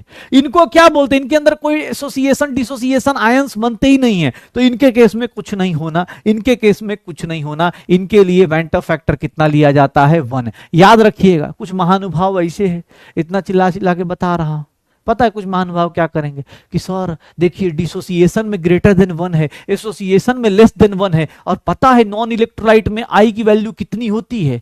ऑप्शन देखा, 0, 0 टिक मार दिया। Sir no dissociation no association, sir 0 होगा। अरे भैया नो डिसोसिएशन नो एसोसिएशन मतलब अकेला पार्टिकल रहेगा, ऐसा नहीं 0 मत कर देना। सर कोई पार्टिकल भूत का रिएक्शन नहीं करवा रहे हम लोग भाई। आई की वैल्यू 0 मत लिख देना कि आई की वैल्यू सर गजब 0 लिख दिया। हाँ, आई की वैल्यू बेटा, अगर तुम्हें नॉन इलेक्ट्रोलाइट में आई की वैल्यू 0 दिखे ना, तो बेटा इसको काटना, बोलना महापाप है भाई साहब। हाँ, कुछ ऐसे अभी महानुभाव होंगे, बोलेंगे सर बहुत हाँ बहुत हार्ड पूछ दिया, महापाप करा दिया। आप 0 मत कर देना, आई की वैल्यू 0 सोच रहा है, कोई पार्टिकल ही नहीं है, सॉल्यूशन बॉइलिंग पॉइंट दिखा रहा है। हाँ, बॉइलिंग पॉइंट का एलिवेशन दिखा रहा है। इलेक्ट्रोलाइट क्या होते हैं? Sir they conduct electricity. क्यों? क्योंकि भैया कंडक्ट इलेक्ट्रिसिटी। क्यों? क्योंकि सर ये क्या करते हैं? Conduct electricity due to formation of ions, due to formation of ions. अब देखो इलेक्ट्रोलाइट्स भी 2 टाइप के, कौन कौन से भैया? एक थे स्ट्रॉन्ग इलेक्ट्रोलाइट, याद आ रहा है, एक होते हैं स्ट्रॉन्ग इलेक्ट्रोलाइट, थोड़ा थोड़ा आयनिक इक्विलिब्रियम, थोड़ा सा 11th क्लास में चले जाएं, ये तो 9th 10th में पढ़ाते हैं शायद यार, हाँ जहां तक मुझे याद आ रहा है। एक होता है वीक इलेक्ट्रोलाइट। स्ट्रॉन्ग इलेक्ट्रोलाइट कौन था? सर जो आए और 100% क्या कर जाए? 100% डिसोसिएशन और एसोसिएशन कर जाए, जिसके केस में सोचना नहीं है कि डिसोसिएट करेगा या नहीं करेगा, 100% डिसोसिएशन या 100% एसोसिएशन कर जाए, 100% डिसोसिएशन या फिर 100% एसोसिएशन। इलेक्ट्रोलाइट में भैया एक स्ट्रॉन्ग होता है, जैसे अपने क्लास में एक स्ट्रॉन्ग बच्चा होता है, तो बोलो पढ़ना है तो पढ़ना, चुपचाप पढ़ता है। लेकिन एक होता है सर 100% क्लास में अटेंडेंस होती है, एकदम बोलोगे यार बेटा इजी क्वेश्चन है फिर भी ट्राई करो, करता है, सोचता है, लिखता है। एक होता है सर हाँ वीक इलेक्ट्रोलाइट। सर देखिए ना सर, आज मंडे है, आज हमारा जोश ज्यादा होता है सर, हम न सर हमारा देखिए आज हमारा बगल में आज तो और जोश ज्यादा है, क्योंकि सर मार्केट में खबर फैल रही है कि नीट की तैयारी जो होती है उसके लिए बहुत ज्यादा दिमाग चाहिए। पहले पिछले साल लग रहा था पैसा चाहिए, इस साल सर लग रहा है हाँ दिमाग चाहिए। पिछले साल हम पेरेंट्स के ऊपर ब्लेम कर सकते थे, अब ये तो नहीं कह सकते कि हमारा दिमाग कमजोर है। हम क्या बोले सर, हाँ हाँ मेरे पास भैया अगले साल भी आओगे, मैं अगले साल भी प्रूफ कर दूंगा, इसलिए बोल रहा हूँ पढ़ लो चुपचाप, पीटूंगा अगले साल एकदम ऑनलाइन मोटी किताब लेके मैं ही दौड़ा दौड़ा के पीट रहा हूँ, तो पीछ बेटर है पढ़ लो, ठीक है। हाँ नहीं तो भैया दिक्कत आ जाएगी। क्या प्रॉब्लम हुई? एमपी सर मंडे को सर बहुत ज्यादा, हाँ पिछले साल एमपी प्रॉब्लम में थी सर, मॉनेटरी प्रॉब्लम थी, इस साल एमपी माइंड की प्रॉब्लम है सर, सब कुछ याद करना पड़ेगा। हाँ कैसे बोले घर वालों को, तो हम यही बता रहे थे कि देखो नीट में धांधली होती है, सिलेक्शन नहीं होगा तो बोल देंगे किसने पेपर लीक कर दिया था, इस साल तो पेपर लीक कर समझ में नहीं आ रहा, दिमाग लीक हो गया है सब किसी का, कैसे करेंगे हम लोग। भाई साहब देख लो, मजे मजे में बता रहा हूं कुछ चीजें कि ये ध्यान रखिएगा। अब ये कॉन्सेप्ट कुछ लोगों को ठीक है, हो सकता है कुछ लोग नए हो, लेकिन इतने भी नए नहीं होंगे, साइंस तो 9-10 से पढ़ते हैं, 6 से। इलेक्ट्रोलाइट नॉन इलेक्ट्रोलाइट दो टाइप के होते हैं, स्ट्रॉन्ग इलेक्ट्रोलाइट और एक होता है वीक इलेक्ट्रोलाइट। वीक इलेक्ट्रोलाइट में क्या होता है सर, वीक इलेक्ट्रोलाइट में एक वर्ड होता है डिग्री ऑफ डिसोसिएशन और एसोसिएशन, अल्फा की वैल्यू लेस देन 1 और यहां alpha is equals to 1। Degree of dissociation या एसोसिएशन, याद आ रहा है, डिग्री ऑफ एसोसिएशन और डिसोसिएशन। अल्फा क्या था सर, अल्फा क्या था, अल्फा क्या होता है। हाँ, स्ट्रॉन्ग इलेक्ट्रोलाइट भैया, strong electrolyte, strong acid, strong base, ये सब इलेक्ट्रोलाइट सॉल्ट जो होते हैं स्ट्रॉन्ग इलेक्ट्रोलाइट होता है 100%। अच्छा एक चीज और, अगर क्वेश्चन में कुछ नहीं दिया है, इफ, ध्यान सुनिएगा, नोट करके लिख रहा हूं, इफ नो परसेंटेज एसोसिएशन और dissociation is given, no percentage association और डिसोसिएशन गिवन है, कोई भी परसेंटेज नहीं दिया है, अगर क्वेश्चन में no percentage is given association या डिसोसिएशन का और आस्क्ड, अगर आपसे नहीं पूछा जा रहा है, then consider electrolytes as strong electrolytes. अगर मैं आपसे कहीं नहीं दे रहा हूं कि भैया वीक है या स्ट्रॉन्ग है और कोई परसेंटेज पूछ भी नहीं रहा, इसका मतलब आपको क्या कंसीडर करना है बेटा, स्ट्रॉन्ग इलेक्ट्रोलाइट्स मतलब 100% डिसोसिएशन, 100% एसोसिएशन, 100% डिसोसिएशन, 100% एसोसिएशन। ये बात मान के चलिएगा, ये बात मान के चलिएगा। तो सर स्ट्रॉन्ग इलेक्ट्रोलाइट और वीक इलेक्ट्रोलाइट, हमें इसके लिए क्या करना है, इसके लिए वेंटा फैक्टर नहीं पढ़ रहे हम, किसके लिए वेंटा फैक्टर पढ़ रहे, इलेक्ट्रोलाइट्स के लिए पढ़ रहे। हमें नॉन इलेक्ट्रोलाइट्स में तो फिक्स्ड है आई की वैल्यू कितनी होती है सर, आई की वैल्यू नॉन इलेक्ट्रोलाइट्स में कितनी होती है सर, आई की वैल्यू नॉन इलेक्ट्रोलाइट्स में कितनी होती है, पक्का। आई की यूनिट क्यों होगी भाई, बोला आई का यूनिट क्या होगा सर, आई का यूनिट नहीं होता, आई का यूनिट पता है क्या हो जाता है, ध्यान सुनिएगा, आई का यूनिट क्या होता है, एक बात बता, यूनिट डायमेंशन लगा बेटा, unit number of particles upon particles, unitless होगा। हाँ ये देख, colligative property upon colligative property unitless होगा सर, ये यूनिटलेस होता है। वेंटा फैक्टर क्या होता है, लिख भी दूं भाई, नहीं तो पता चला सर, हाँ यूनिटलेस होता है, यूनिटलेस होता है, नंबर होता है, इसका यूनिट नहीं होता, यूनिटलेस होता है भाई, इसका यूनिट मत लगा देना कि बैठ के यूनिट लगा रहे, एक नंबर है। अब नंबर के आगे देख लेना, मैं बोल रहा था स्ट्रॉन्ग इलेक्ट्रोलाइट और वीक इलेक्ट्रोलाइट, ठीक है, इलेक्ट्रोलाइट दो टाइप का, इलेक्ट्रोलाइट दो टाइप का, ध्यान सुनिएगा, इलेक्ट्रोलाइट दो टाइप का। अब सुनो, अगर तुम्हारे पास स्ट्रॉन्ग इलेक्ट्रोलाइट है, अब देखना भाई साहब यहां से चीजों को थोड़ा समझिएगा, स्ट्रॉन्ग इलेक्ट्रोलाइट है और एक साइड में वीक इलेक्ट्रोलाइट लिख रहा हूं, ध्यान सुनना, एग्जाम हॉल में आज के आज क्वेश्चन करेंगे, सब चीजें सही करेंगे, ट्राई करना भाई साहब, अभी के अभी क्लास में रहना, नहीं तो बेटा थोड़ी देर बाद ना, आधे घंटे बाद दिक्कत आनी शुरू होगी, इसलिए बोल रहा हूं, ध्यान सुनना, मैं तुमसे क्या बोल रहा हूं कि स्ट्रॉन्ग इलेक्ट्रोलाइट है, वीक इलेक्ट्रोलाइट है। स्ट्रॉन्ग इलेक्ट्रोलाइट 100% मतलब अल्फा की वैल्यू 1, 100% डिसोसिएशन और एसोसिएशन, 100% मतलब एकदम धड़ल्ले से पढ़ाई कर रहे, डिसोसिएशन या फिर एसोसिएशन, 100% डिसोसिएशन या फिर एसोसिएशन। भाई साहब स्ट्रॉन्ग इलेक्ट्रोलाइट क्या होता है सर, देखिएगा, ये देखिएगा 100%, अगर डिसोसिएशन करता है, अगर कोई डिसोसिएशन कर रहा है, जैसे अगर मान लो A4 है, ये डिसोसिएट कर गया सर, एक पार्टिकल था, एक पार्टिकल से कितना बन गया सर 4, आई की वैल्यू कितनी हो गई सर, सीधा सीधा 4/1 लिख सकता हूं, मतलब अगर यहां पर n पार्टिकल्स हैं, डिसोसिएट होके n बना रहे हैं, आई की वैल्यू सीधा सीधा लगा सकता हूं, n की वैल्यू लिख सकता हूं, i is equals to number of particles. Dissociation है मतलब i की value direct number of particles में कितना टूटेगा ये लगा दो, आंसर आ जाएगा, ये लगा दो, आंसर आ जाएगा, पक्का, i की वैल्यू निकाल दे, हो जाएगा। लेकिन एक बात बताना, एक बात बताना, अगर मैं एसोसिएशन की बात करता हूं, अगर मैं एसोसिएशन की बात करता हूं, एसोसिएशन की बात करता हूं, डिसोसिएशन में आई की वैल्यू ग्रेटर देन 1, एसोसिएशन में आई की वैल्यू लेस देन 1। ध्यान सुनिएगा, अगर मैं बोलूं कि n पार्टिकल्स मिलके an बना रहे हैं, चलो आई की वैल्यू बताना भाई साहब। अगर मैं बोलता हूं, अगर स्ट्रॉन्ग इलेक्ट्रोलाइट है सर, कितने पार्टिकल्स मिलके बना रहे हैं सर, n 1/n, और यहां पर देखोगे 1/3 हो जाएगा। कितना हो जाएगा? 1/3 हो जाएगा। 1/3 हो जाएगा। डिसोसिएशन हो चाहे एसोसिएशन हो निकाल सकते हो, डिसोसिएशन हो चाहे एसोसिएशन हो निकाल सकते हो। पक्का? डिसोसिएशन हो चाहे एसोसिएशन हो निकाल सकते हो। श्योर हो? डन? पक्का हो जाएगा। चलिए अब आइए थोड़ा सा वीक इलेक्ट्रोलाइट्स पे आते हैं। जो हमारा वीक वाला है, वीक वाला भाई देखो बहुत प्यारा सा है।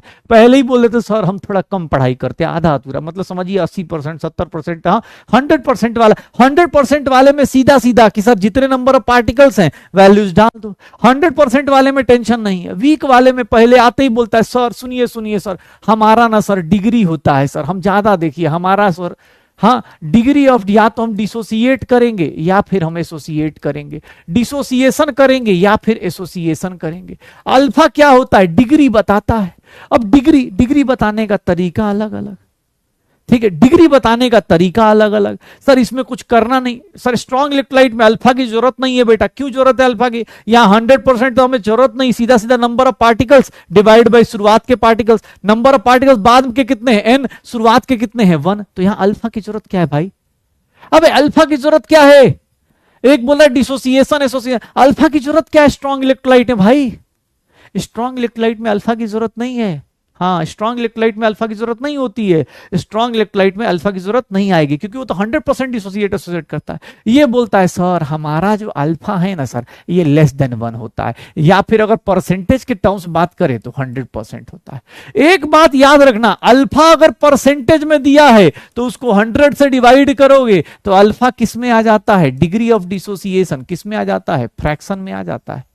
और अल्फा जब भी डिफाइन होता है सर, अल्फा जब भी डिफाइन होता है, अल्फा जब भी डिफाइन होता है तो अल्फा जब भी डिफाइन होगा सर किसके रिस्पेक्ट में होता है? Defined for 1 mole.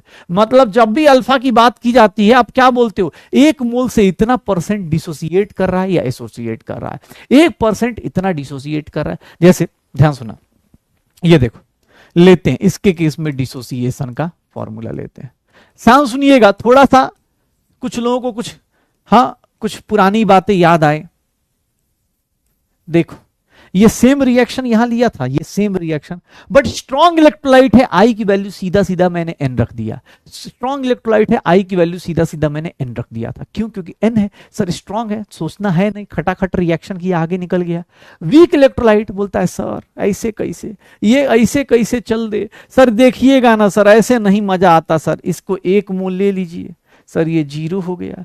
Time is equals to, कुछ टाइम ले लेते हैं, time is equals to T पे सर हमारा 1 माइनस अल्फा होगा तो यहां पर कितना होगा? एन अल्फा होगा। सर आप 1 क्यों माने? 1 क्यों मान लिया? मजे में नहीं माना भाई। अल्फा जब भी डिफाइन होता है उस केस में हम बोलते हैं कि हमेशा वहां पर क्या लेना है? 1 मोल लेना है। वहां पर हमेशा क्या लेना है? 1 मोल लेना है। तो अल्फा की वैल्यू भैया क्या है सर? 1 मोल में से इतना डिसोसिएट हुआ। अगर ये इतना डिसोसिएट हुआ तो इसका कितना बनेगा सर? इसका अल्फा गया तो इसका कितना बनेगा? एन अल्फा बनेगा। हाँ ये एन अल्फा बनेगा, अल्फा से कितना बन जाएगा? एन अल्फा बन जाएगा। अब एक बात बताओ सर, आई की वैल्यू क्या लेते हो? आई की वैल्यू क्या लेते हो? Number of particles after dissociation, number of particles after dissociation divided by initial particles. Sir ये आई की वैल्यू क्या आ जाएगी? क्या मैं ऐसा लिख सकता हूं सर, डिसोसिएशन के केस में जहां पर आपने देखा, ये देख लो, लिख देंगे, देख रहे हो? अरे छोड़ो स्टोइकोमेट्री भाई साहब, छोड़ो, तुम बस ये बताओ इसका सर 1 मोल जाता है तो इसका n मोल दिख रहा है, तो इसका अल्फा मोल्स गया तो इसका कितना बनेगा? n alpha. तो सर 1 माइनस आफ्टर डिसोसिएशन कितने पार्टिकल्स है सॉल्यूशन में? इतने, this plus this divided by initial कितने पार्टिकल्स थे? इनिशियल ये था, हो गया। सर आई की वैल्यू क्या आ गई? 1 plus N minus 1 into alpha, 1 plus N minus 1 into alpha, 1 plus N minus 1 into alpha. पक्का हो जाएगा। अच्छा अगर तुमसे बोल देता, मैं एसोसिएशन की कहानी बोल देता कि सर एसोसिएशन है, चलो एक काम करो, जो बच्चे कर सकते हैं बेटा आप स्टाइल, हाँ इसको अटेम्प्ट करके देखो, आई की वैल्यू निकाल के देखो। 1 मोल ले लेता हूं क्योंकि आई हमेशा 1 मोल के लिए होता है, time is equals to T में 1 माइनस अल्फा और ये अल्फा बाई एन, इसका निकाल के देखो आई की वैल्यू क्या आएगी? 1 minus alpha, alpha upon N, beta number of particles after dissociation ना, तो आफ्टर डिसोसिएशन रिएक्टेंट प्रोडक्ट दोनों के पार्टिकल्स देखेंगे, divide by initial particles, initial कितना है 1 मोल, बाद में कितना है दिस प्लस दिस, कितना आएगा 11th की याद आ रही है, अरे कोई बात नहीं यार, इतना मायूस नहीं होना है, अभी कराएंगे, अभी प्लान करते, अभी प्लान करते, थोड़ा सा हम लोग का ही माइंडसेट सोचो भाई। हाँ तुम तो भाई हो सकता है तुम्हें लगता है अरे सर इतना, हम लोग भी ऑनलाइन में कुछ बच्चों से हो जाते हैं भाई, जो पढ़ने वाले बच्चों से कनेक्टेड तो हो ही जाते हैं, ठीक है। अब तुम्हें इसी बैच में बता रहा हूँ, शायद बच्चा सुन भी ले, नाम नहीं ले रहा उसका, लेकिन बता रहा हूँ इस बैच के बच्चे को बता रहा हूँ, एक बच्चा है, ठीक है, एक बच्चा क्या, दो तीन लोग हैं जो कॉन्स्टेंटली लगातार, जब डीपी देता हूँ, डीपी क्वेश्चंस, डीपी मतलब उनका ना एक पेज, मतलब वो पेज पे सारी डायरी मेंटेन करिए, उस पर वो लिख के भेज देते हैं टिक मार के कि डीपी क्लास अटेंडेड, हाँ ये पूरा रोज दिन भेजते, मैं बहुत दिन बाद देखता हूँ, 6-7 दिन बाद उनका मैसेज देखता हूँ, लेकिन रोज दिन भेज रहे होते हैं, तो एज ए टीचर मुझे बहुत प्राउड होता है कि हाँ यार ये बच्चे कर रहे हैं, ठीक है। 1/n नहीं होगा भाई साहब, i इज इक्वल्स टू क्या होगा 1 minus alpha plus alpha by n divided by 1। Sir i की वैल्यू क्या हो गई 1 minus alpha plus alpha by n, इसको लिखना चाहूं तो ऐसा लिख सकता हूं, अल्फा कॉमन ले लो, अल्फा कॉमन ले लो 1/n माइनस 1 लिख सकता हूं, मतलब i की वैल्यू हम लोग ऐसे लिख सकते हैं 1/n माइनस 1 इंटू अल्फा, देख ले 1 plus 1/n minus 1 into alpha लिख सकता हूं। क्या ये बातें बोली जा सकती है? जब तुमसे बोला जाए, ध्यान सुनिएगा, मैंने बोला अगर स्ट्रॉन्ग इलेक्ट्रोलाइट है कोई टेंशन नहीं, देखो भैया ये जानबूझ के तुम्हारा एक पेज पे बनाया ताकि जब तुम 12th जब पास कर रहे हो, अगले साल रिवाइज कर रहे हो, तो तुम्हें दिख जाए कि सर ने एक पेज पे कराया था, मैं भी ऐसे ही साथ साथ में कर रहा हूं। देखो स्ट्रॉन्ग इलेक्ट्रोलाइट था, जिंदगी में कोई टेंशन नहीं थी, क्यों? क्योंकि स्ट्रॉन्ग इलेक्ट्रोलाइट में भैया सीधा सीधा नंबर ऑफ पार्टिकल्स को देखो, कौन किधर जा रहा है, खटाखट आंसर आ गया, एक पार्टिकल से एन पार्टिकल, एन बन गया, एन पार्टिकल से एक बना 1/n हो गया। सर एसोसिएशन का केस, डिसोसिएशन का केस, यहां पर भी i की वैल्यू ग्रेटर देन 1 है और यहां पर भी i की वैल्यू लेस देन 1 आएगी, बस ये फॉर्मूला याद रखिएगा, ये फॉर्मूला याद रखिएगा पक्का। 1 प्लस नहीं नहीं बेटा इंस्टा आईडी है, कुछ भी मांगने की जरूरत नहीं, आप खुद कोई ऐसा नहीं, मैं नहीं चाहता आप सोशल मीडिया बर्बाद हो, सोशल मीडिया अगर यूज भी करना है तो बहुत रिस्ट्रिक्टेड यूज करिए, ठीक है, जैसे मतलब कोशिश करिएगा कि हाँ भाई 2-4 लोगों को ही फॉलो करें और साल भर 2-4 लोगों की बात माने, ठीक है, हो जाएगा, श्योर है पक्का। Sir it's my first class, नहीं बेटा गलत जगह पे आए हो, प्लीज फर्स्ट क्लास नहीं बेटा, हाँ इलेक्ट्रोकेमिस्ट्री से आना, यहां पर मत आना प्लीज, अभी मत आओ, अभी आज और कल तो एकदम मत आना क्योंकि बहुत दिक्कत हो जाएगी, ठीक है। हाँ ये देखना, ये देखो मैं तुमसे बोल रहा हूं कि भाई साहब अगर डिसोसिएशन होता है, देखो तुम्हें किसने बोल दिया, देख अगर एक सिंपल सी बोल रहा हूं, मैंने तुम्हें कैल्शियम क्लोराइड दिया, अगर मैं कैल्शियम क्लोराइड का बोल रहा हूं 100% डिसोसिएशन है, इसका मतलब तुम क्या करोगे, ध्यान सुनना, डिफरेंस देखना, 100% डिसोसिएशन है, मतलब मैंने क्या बोला कि ये क्या है, स्ट्रॉन्ग इलेक्ट्रोलाइट है, ये क्या है, स्ट्रॉन्ग इलेक्ट्रोलाइट है। एक बात बताओ, फिर तुमने क्या करा, सर कैल्शियम क्लोराइड को तोड़ा, कैल्शियम +2 और 2Cl माइनस, आई की value sir number of particles after dissociation 3/1 कर दिया, आंसर कितना आ गया, आई की वैल्यू 3 आ गई, आंसर कितना आ गया, आई की वैल्यू 3 आ गई, आई की वैल्यू कितनी आ गई, 3 आ गई। लेकिन अगर एग्जाम हॉल में बोल दिया कि भैया कैल्शियम क्लोराइड एक वीक इलेक्ट्रोलाइट है, अगर मैंने सामने वाले को बोल दिया कि सर कैल्शियम क्लोराइड एक वीक इलेक्ट्रोलाइट है, इसका अल्फा कुछ होगा, सर इसका अल्फा कुछ होगा, लेस देन 100% डिसोसिएशन होगा, तो मैं आई की वैल्यू क्या नहीं बोल सकता, मैं आई की वैल्यू 3 नहीं बोल सकता। सर मुझे क्या करना पड़ेगा, सर कैल्शियम क्लोराइड को तोड़ूंगा, कैल्शियम +2 2Cl माइनस, आई की वैल्यू क्या होती है 1 + n-1 इंटू अल्फा। सर यहां पर कितने पार्टिकल्स में टूट रहा है, कितने पार्टिकल्स में टूट रहा है, सर कितने पार्टिकल्स में टूट रहा है, 3 पार्टिकल्स में टूट रहा है, आई की वैल्यू 1 + 2 अल्फा आएगी, ये 1 + 2 अल्फा आएगी, ये देख लो। अब तुमसे बोला जा रहा है कि सर वीक इलेक्ट्रोलाइट है, तो वीक इलेक्ट्रोलाइट में अल्फा का कॉन्सेप्ट रखना पड़ेगा, डिग्री ऑफ डिसोसिएशन लेना पड़ेगा। अगर स्ट्रॉन्ग इलेक्ट्रोलाइट है, सीधा सीधा आंख बंद करो आंसर निकाल दो, आंख बंद करो आंसर निकाल दे। तेरे पास वीक इलेक्ट्रोलाइट के लिए क्या फॉर्मूला था, डिसोसिएशन के केस में क्या फॉर्मूला था, सर डिसोसिएशन के केस में क्या फॉर्मूला था, I = 1 + n-1 into alpha, I = 1 + n-1 into alpha. पक्का श्योर हो, मैं एक रिएक्शन लिखता हूं, ये देखना, ये टेट्रामराइज कर रहा है A4।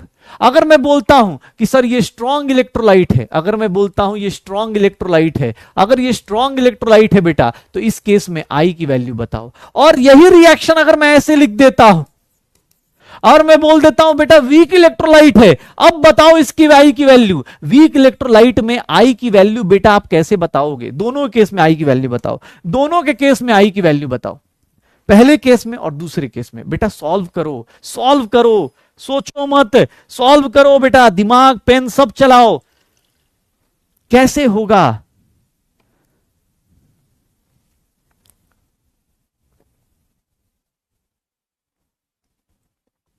एसोसिएशन के केस में क्या फॉर्मूला था? 1+1/n-1 into alpha.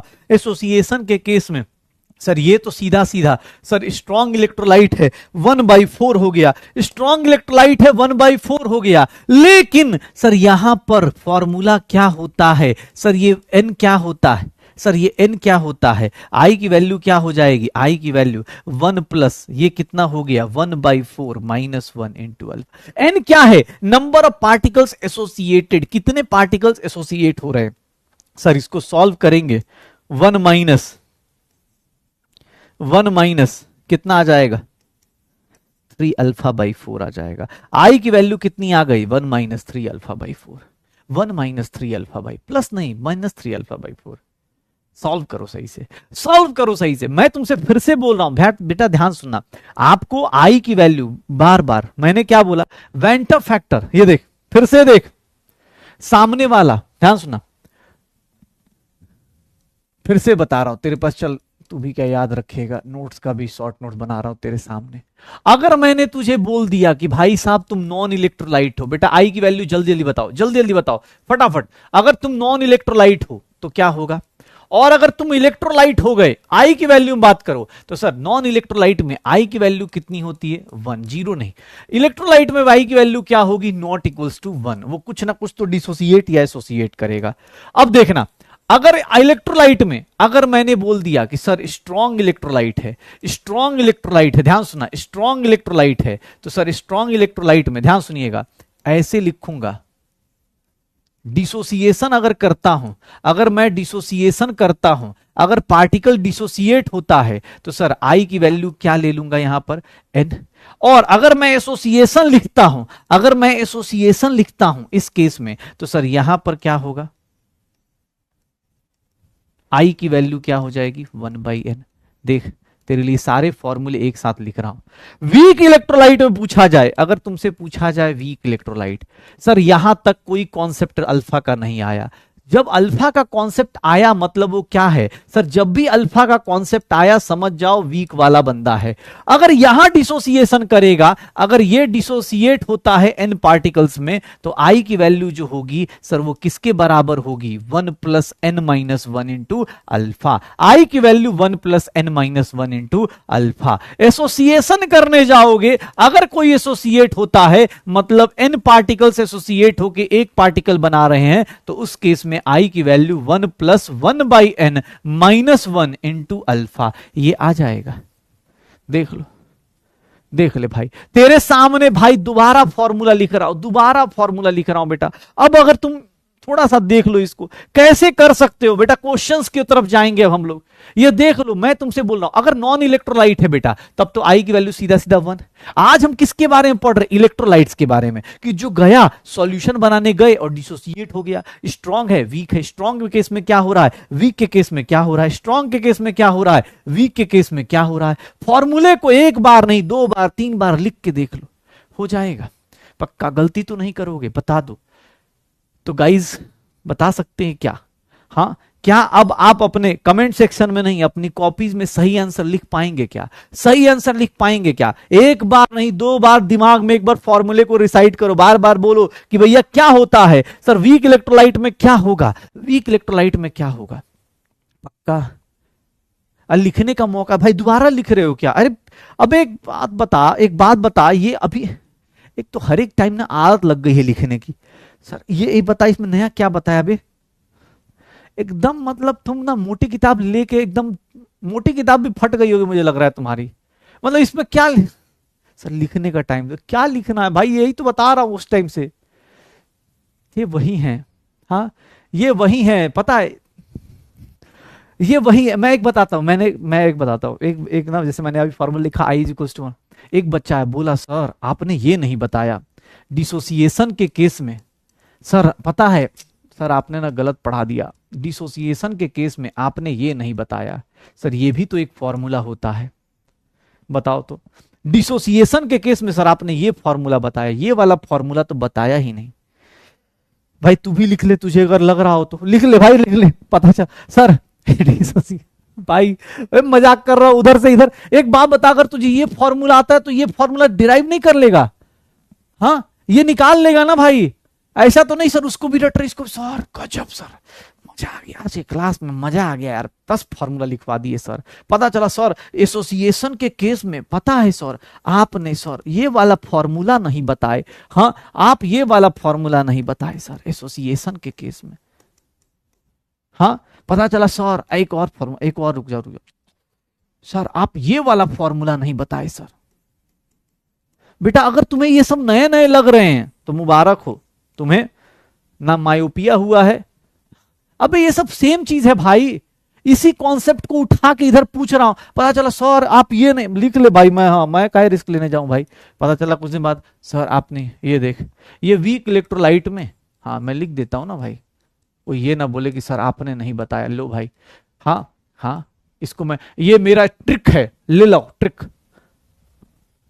आपको भरोसा थोड़े है, कोई बोल भी दे कुछ दिन बाद सर आप सही में ये वाला फॉर्म, बेटा इसको बता दिया इसी में से निकाल लेना, बाकी तुझे लिखना है तू लिख ले, उसको भी छाप दे, बोलियो कि हाँ सर गजब अल्फा का 2 फॉर्मूला बताए सर, एक वीक इलेक्ट्रोलाइट में सर, एक डिसोसिएशन में बताए, एक एसोसिएशन में बताए, गजब सर, हाँ यही होगा ना। अरे भाई छाप मत, चल क्वेश्चन कर, ये देख अब मैं भाई क्वेश्चन पे फोकस कर, ये देख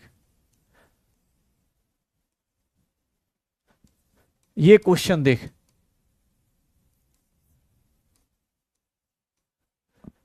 अगर ये स्ट्रॉन्ग इलेक्ट्रोलाइट है तो बता भाई इसका आई बता, अगर ये स्ट्रॉन्ग इलेक्ट्रोलाइट है तो इसके आई की वैल्यू बता, और अगर ये वीक इलेक्ट्रोलाइट है, अगर ये वीक इलेक्ट्रोलाइट है तो इसके आई की वैल्यू बता भाई साहब, जल्दी से जल्दी भैया कॉपी पे लिखो और उसी हिसाब से फास्ट फास्ट बताओ आई की वैल्यू किसकी क्या होगी, मुझे भैया इस क्वेश्चन का आंसर बता दो, इस क्वेश्चन का आंसर बता दो। अगर ये वीक इलेक्ट्रोलाइट है, स्ट्रॉन्ग इलेक्ट्रोलाइट है, एग्जाम हॉल में देख लेना, स्ट्रॉन्ग नहीं दिया है तब स्ट्रॉन्ग मान लेना है, वीक होगा तो अल्फा की वैल्यू पक्का दी जाएगी या फिर पूछी जाएगी। डन, चले आगे, क्या आप लोग कर पाएंगे गाइज, ये गाइज आप सब कर सकते हैं, कम ऑन गाइज, हाँ आज लाइक शेयर सब्सक्राइब की कमी नहीं होनी चाहिए। चलो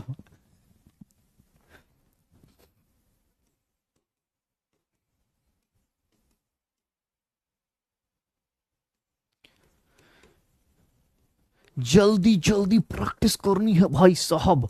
स्ट्रॉन्ग इलेक्ट्रोलाइट, अगर वीक इलेक्ट्रोलाइट हुआ भाई साहब 5 लोग मिलके एक बंदे, हाँ एक बंदा बना रहे, I is equals to, I is equals to,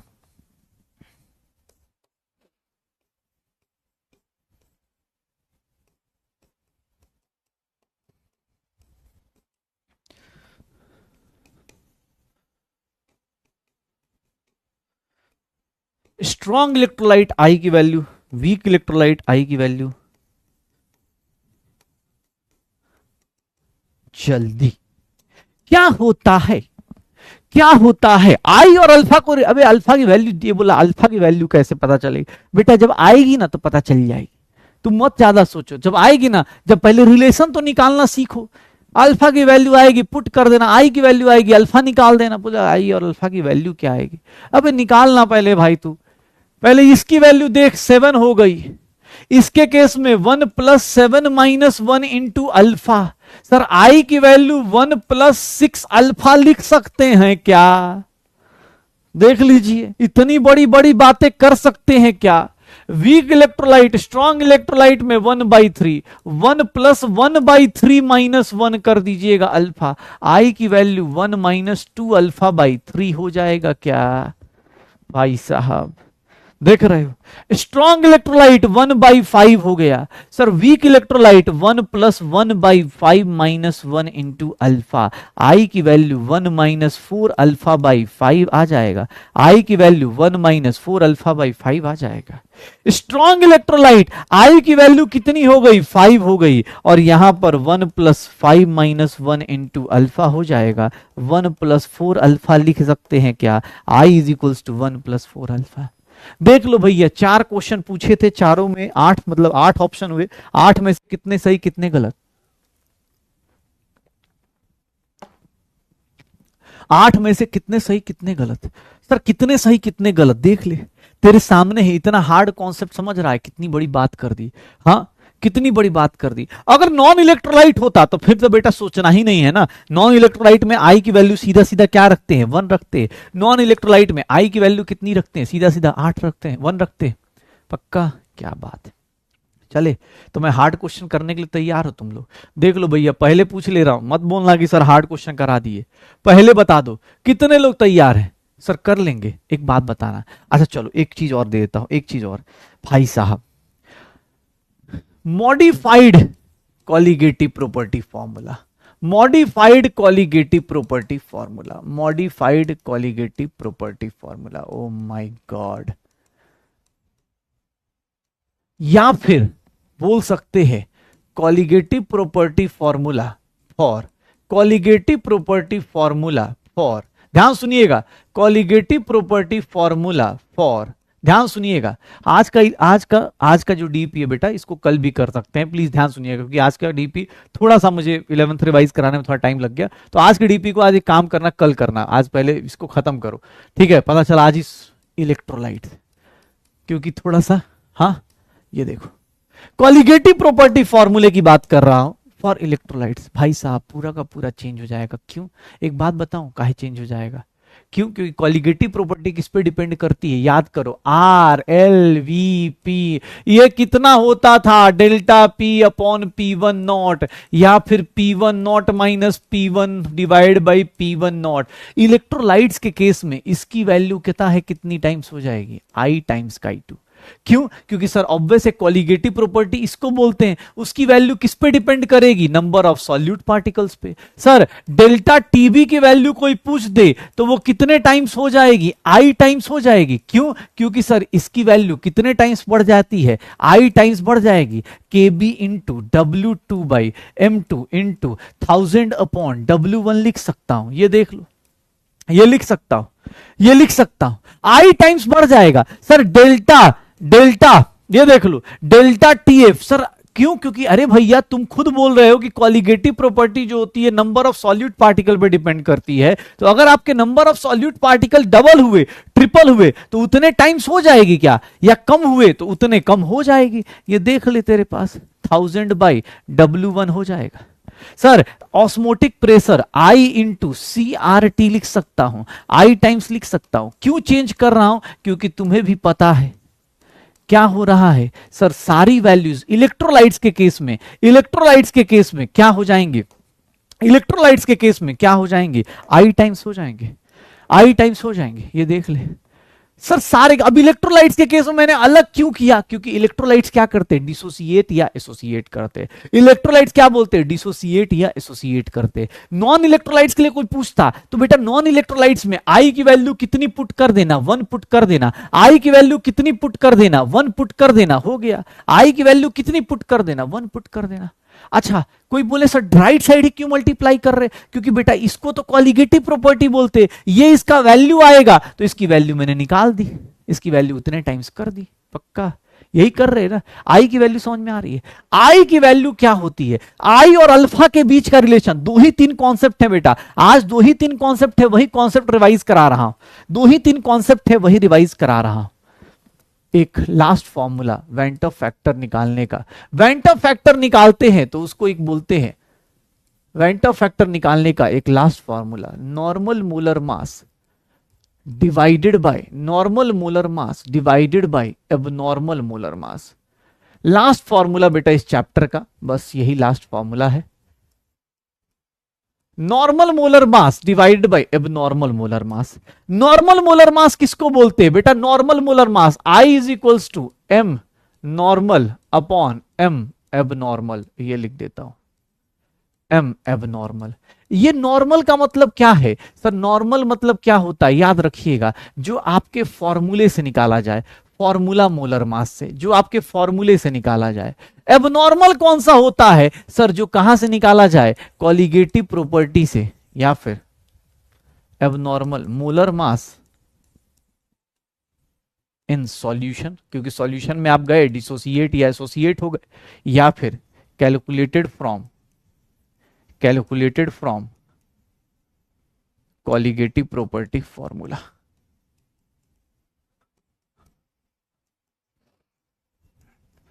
sir normal क्या है? जो आपका फॉर्मूला मोलर मास होता है। अब कोई बोले सर मोलर मास अलग अलग क्यों हो जा रहे हैं? तो बेटा तुम खुद ही बोल रहे हो कि कोई जाएगा डिसोसिएट कर जाएगा, कोई जाएगा एसोसिएट कर जाएगा, कोई जाएगा डिसोसिएट कर जाएगा, कोई जाएगा एसोसिएट कर जाएगा। अब जब कोई डिसोसिएट या एसोसिएट करेगा तो तुम्हें भी पता है वेंटर फैक्टर भैया आई की वैल्यू। एक काम बताना, चल अब देख मैं फिर से, बेटा लास्ट फॉर्मूला इस चैप्टर का हो गया। डिसोसिएशन में तुमने खुद बोला था कि आई की वैल्यू क्या होगी? Greater than 1। सर आई की वैल्यू क्या होती है sir? Normal molar mass divided by abnormal molar मास।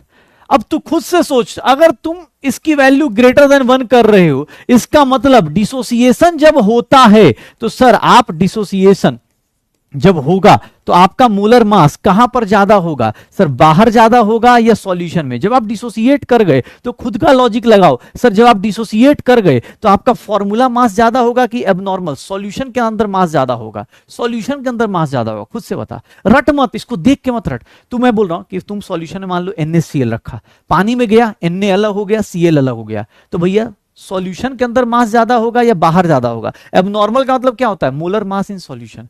खुद सोच, तो ये रट मत कि सर आप बोले तभी। नहीं नहीं नहीं, मैंने क्या बोला? वेंटर फैक्टर का एक और फॉर्मूला होता है, normal upon abnormal, normal upon abnormal. तो भैया सॉल्यूशन में तुम गए और तुम जाके डिसोसिएट हो गए, टूट गए, तो टूट जाओगे, डिसोसिएट हो जाओगे, सॉल्यूशन में तुम्हारा मोलर मास क्या हो जाएगा? डिक्रीज। सॉल्यूशन में तुम्हारा मोलर मास क्या हो जाएगा? Decrease. Sir molar mass normal formula वाला मास ज्यादा होता है, सॉल्यूशन का मास कम हो जाता है इन केस ऑफ डिसोसिएशन। लेकिन अगर इन केस ऑफ एसोसिएशन बोल दिया जाए, चलो एसोसिएशन के केस में तुम खुद से बताओ भाई, मुझे नहीं आता गाइस, मैं भूल गया इस एसोसिएशन का फॉर्मूला। क्या आप मुझे बता सकते हो एसोसिएशन के केस में कौन ज्यादा होगा? मुझे नहीं पता चल रहा, क्या मेरी हेल्प कर पाओगे? एसोसिएशन में क्या होगा सर? आप शुरुआत में कम पार्टिकल्स होंगे, सॉल्यूशन में जाके आपका पार्टिकल्स बढ़ जाएगा, तो कौन सी चीज बड़ी हो जाएगी? नॉर्मल या एबनॉर्मल? सॉल्यूशन में आपका मास कितना हो जाएगा? एबनॉर्मल हो जाएगा, एबनॉर्मल हो जाएगा। सॉल्यूशन में मास किसका ज्यादा हो जाएगा? एबनॉर्मल का ज्यादा हो जाएगा। पक्का गाइस? हाँ श्योर हो गाइस? डन हो जाएगा बेटा। बस यही है ये चैप्टर, यही है बेटा, यही है ये चैप्टर, यही है ये चैप्टर। पक्का एबनॉर्मल ज्यादा। अब रटना है तुम रट सकते हो, मेरी तरफ से कोई आजादी है। तुम्हें लगता है ये फॉर्मूला रटना है, रट लो भाई। मैंने तुम्हें क्या बोला कि सारे के सारी colligative properties because of electrolytes, और इलेक्ट्रोलाइट डिसोसिएट या एसोसिएट करते, इसीलिए आई टाइम्स हो गए, इसीलिए वो आई टाइम्स हो गए। कोई बोले सर इलेक्ट्रोलाइट डिसोसिएट या एसोसिएट करते, इसीलिए उनके दो मोलर मास आ रहे हैं, एक जो उनका फॉर्मूला मोलर मास आता है और एक जो सॉल्यूशन के अंदर आता है। अब इन दोनों के बीच का रिलेशन तुम्हारी मर्जी है, तुम्हें लगता है ये याद करना है, ये याद करना है, रट लो। और नहीं तो अगर कॉन्सेप्ट समझ गए कि भैया सॉल्यूशन में जाओगे तो तुम या तो डिसोसिएट करोगे, तुम्हारा मोलर मास कम हो जाएगा, एसोसिएट करोगे, पार्टिकल्स मिलेंगे, मोलर मास ज्यादा हो जाएगा। पक्का हो जाएगा? श्योर हो? आ जाओ अब क्वेश्चन करें, तैयार हो? देख लो ए भैया, ये देखना, ये फॉर्मूला और याद है ना, ये सब देख भाई, देखो मैंने अपनी तरफ से लिखवा दिया है भाई साहब, ये गाइस याद रखिएगा, मैंने ये फॉर्मूला लिखवा दिया है गाइस। हाँ क्वेश्चंस करे क्या? अरे कुछ नहीं भैया, 15 मिनट में 15 क्वेश्चन निपटा देंगे। तैयार हो? ये सब फॉर्मूला और याद हो गया, लिख लिए। अब चलिए आ जाइए गाइस। हाँ तो शुरू करते हैं गाइस, ठीक है, आ जाइए शुरू करते हैं क्वेश्चंस। ओ भाई साहब, अरे ये नहीं, ये तो कल बताऊंगा, ये एनसीईआरटी का चार्ट है, ये छोड़ो अभी, इतना हार्ड चार्ट नहीं। ये बताइए किसके केस में किसके केस में maximum lowering of vapour pressure आप देख सकते हैं? बेटा एक बात बताना, maximum lowering of vapour pressure, maximum lowering of vapour pressure, relative lowering of vapour pressure, अगर बाकी सब कुछ सेम है तो वो किस पे डिपेंड करेगा? सर किस पे डिपेंड करेगा? कॉन्सेंट्रेशन सेम है, मतलब मोल फ्रैक्शन छोड़ दो, कॉन्सेंट्रेशन सेम है तो किस पे डिपेंड करेगा? सर आई की वैल्यू यहां पर कितना, आई की वैल्यू यहां पर कितना, आई की वैल्यू यहां पर कितना, आई की वैल्यू यहां पर कितना? सर किस पे डिपेंड करेगा? आई पे डिपेंड करेगा। किस पे डिपेंड करेगा बता सकते हो क्या? जल्दी अब बताओ किस पे डिपेंड करेगा? सर लोअरिंग मैक्सिमम किसकी हो सकती है? किसकी मैक्सिमम हो जाएगी? सर सीधा सीधा हम बोल सकते हैं लोअरिंग किसकी ज्यादा हो जाएगी? किसकी ज्यादा हो जाएगी? डन हो जाएगा।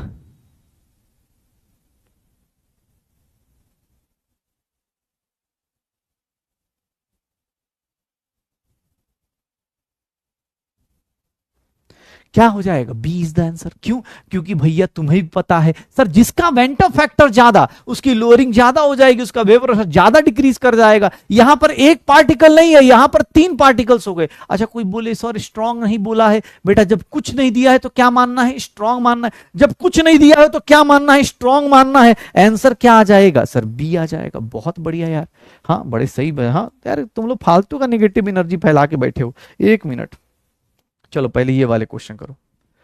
Na2SO4 है सर, अल्फा के साथ रिलेशन चाहिए। Na2SO4 बेटा अल्फा के साथ कैसे रिलेट होगा?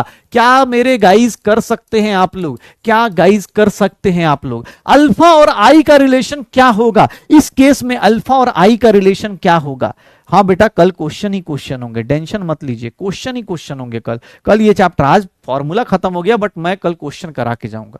हाँ हाँ भाई भाई अपने को नहीं लूट लेना है ना कल। मजेदार, कल तो बेटा वही आना जो पढ़ के आना, अदरवाइज फायदा नहीं। सर क्या होगा? आई की वैल्यू जब डिसोसिएशन होता है 1 minus 1 plus N minus 1 into alpha, I की वैल्यू क्या आएगी? 1 plus 3 minus 1 into alpha, I is equals to 1 plus 2 alpha. हाँ I is equals to 1 plus 2 alpha लिख सकते, लिख सकते 1 प्लस 2 अल्फा। तो इस केस में क्या आ जाएगा? 1 प्लस 2 अल्फा आ जाएगा पक्का। अब ये देखो, ये जो कॉम्प्लेक्स होता है बेटा, ये कॉम्प्लेक्स ऐसे टूटता है। याद रखना, अभी आप कोऑर्डिनेशन कंपाउंड पढ़ लोगे, अभी के लिए याद रखना कि जो स्क्वायर ब्रैकेट वाला होता है ये भैया ऐसा टूटता है, ये इसको फर्दर नहीं तोड़ सकते। इसके केस में वेंटर फैक्टर बताओ, इसके केस में वेंटर फैक्टर बताओ, इसके केस में वेंटर फैक्टर क्या होगा? ये फर्दर डिसोसिएट नहीं करेगा सर, ये सिर्फ और सिर्फ इतना ही डिसोसिएट कर सकता है। इसके केस में वेंटर फैक्टर क्या होगा? इसके केस में वेंटर फैक्टर क्या होगा? ये बेटा कॉम्प्लेक्स आयन बोला जाता है, इसको हम लोग कॉम्प्लेक्स आयन बोलते हैं। ये फर्दर डिसोसिएट नहीं करता। कितने पार्टिकल्स होंगे? 100% डिसोसिएशन है। सीधा सीधा नंबर ऑफ पार्टिकल्स काउंट किया, कहानी खत्म हो जाएगी। सीधा सीधा नंबर ऑफ पार्टिकल्स काउंट किया, कहानी खत्म हो जाएगी।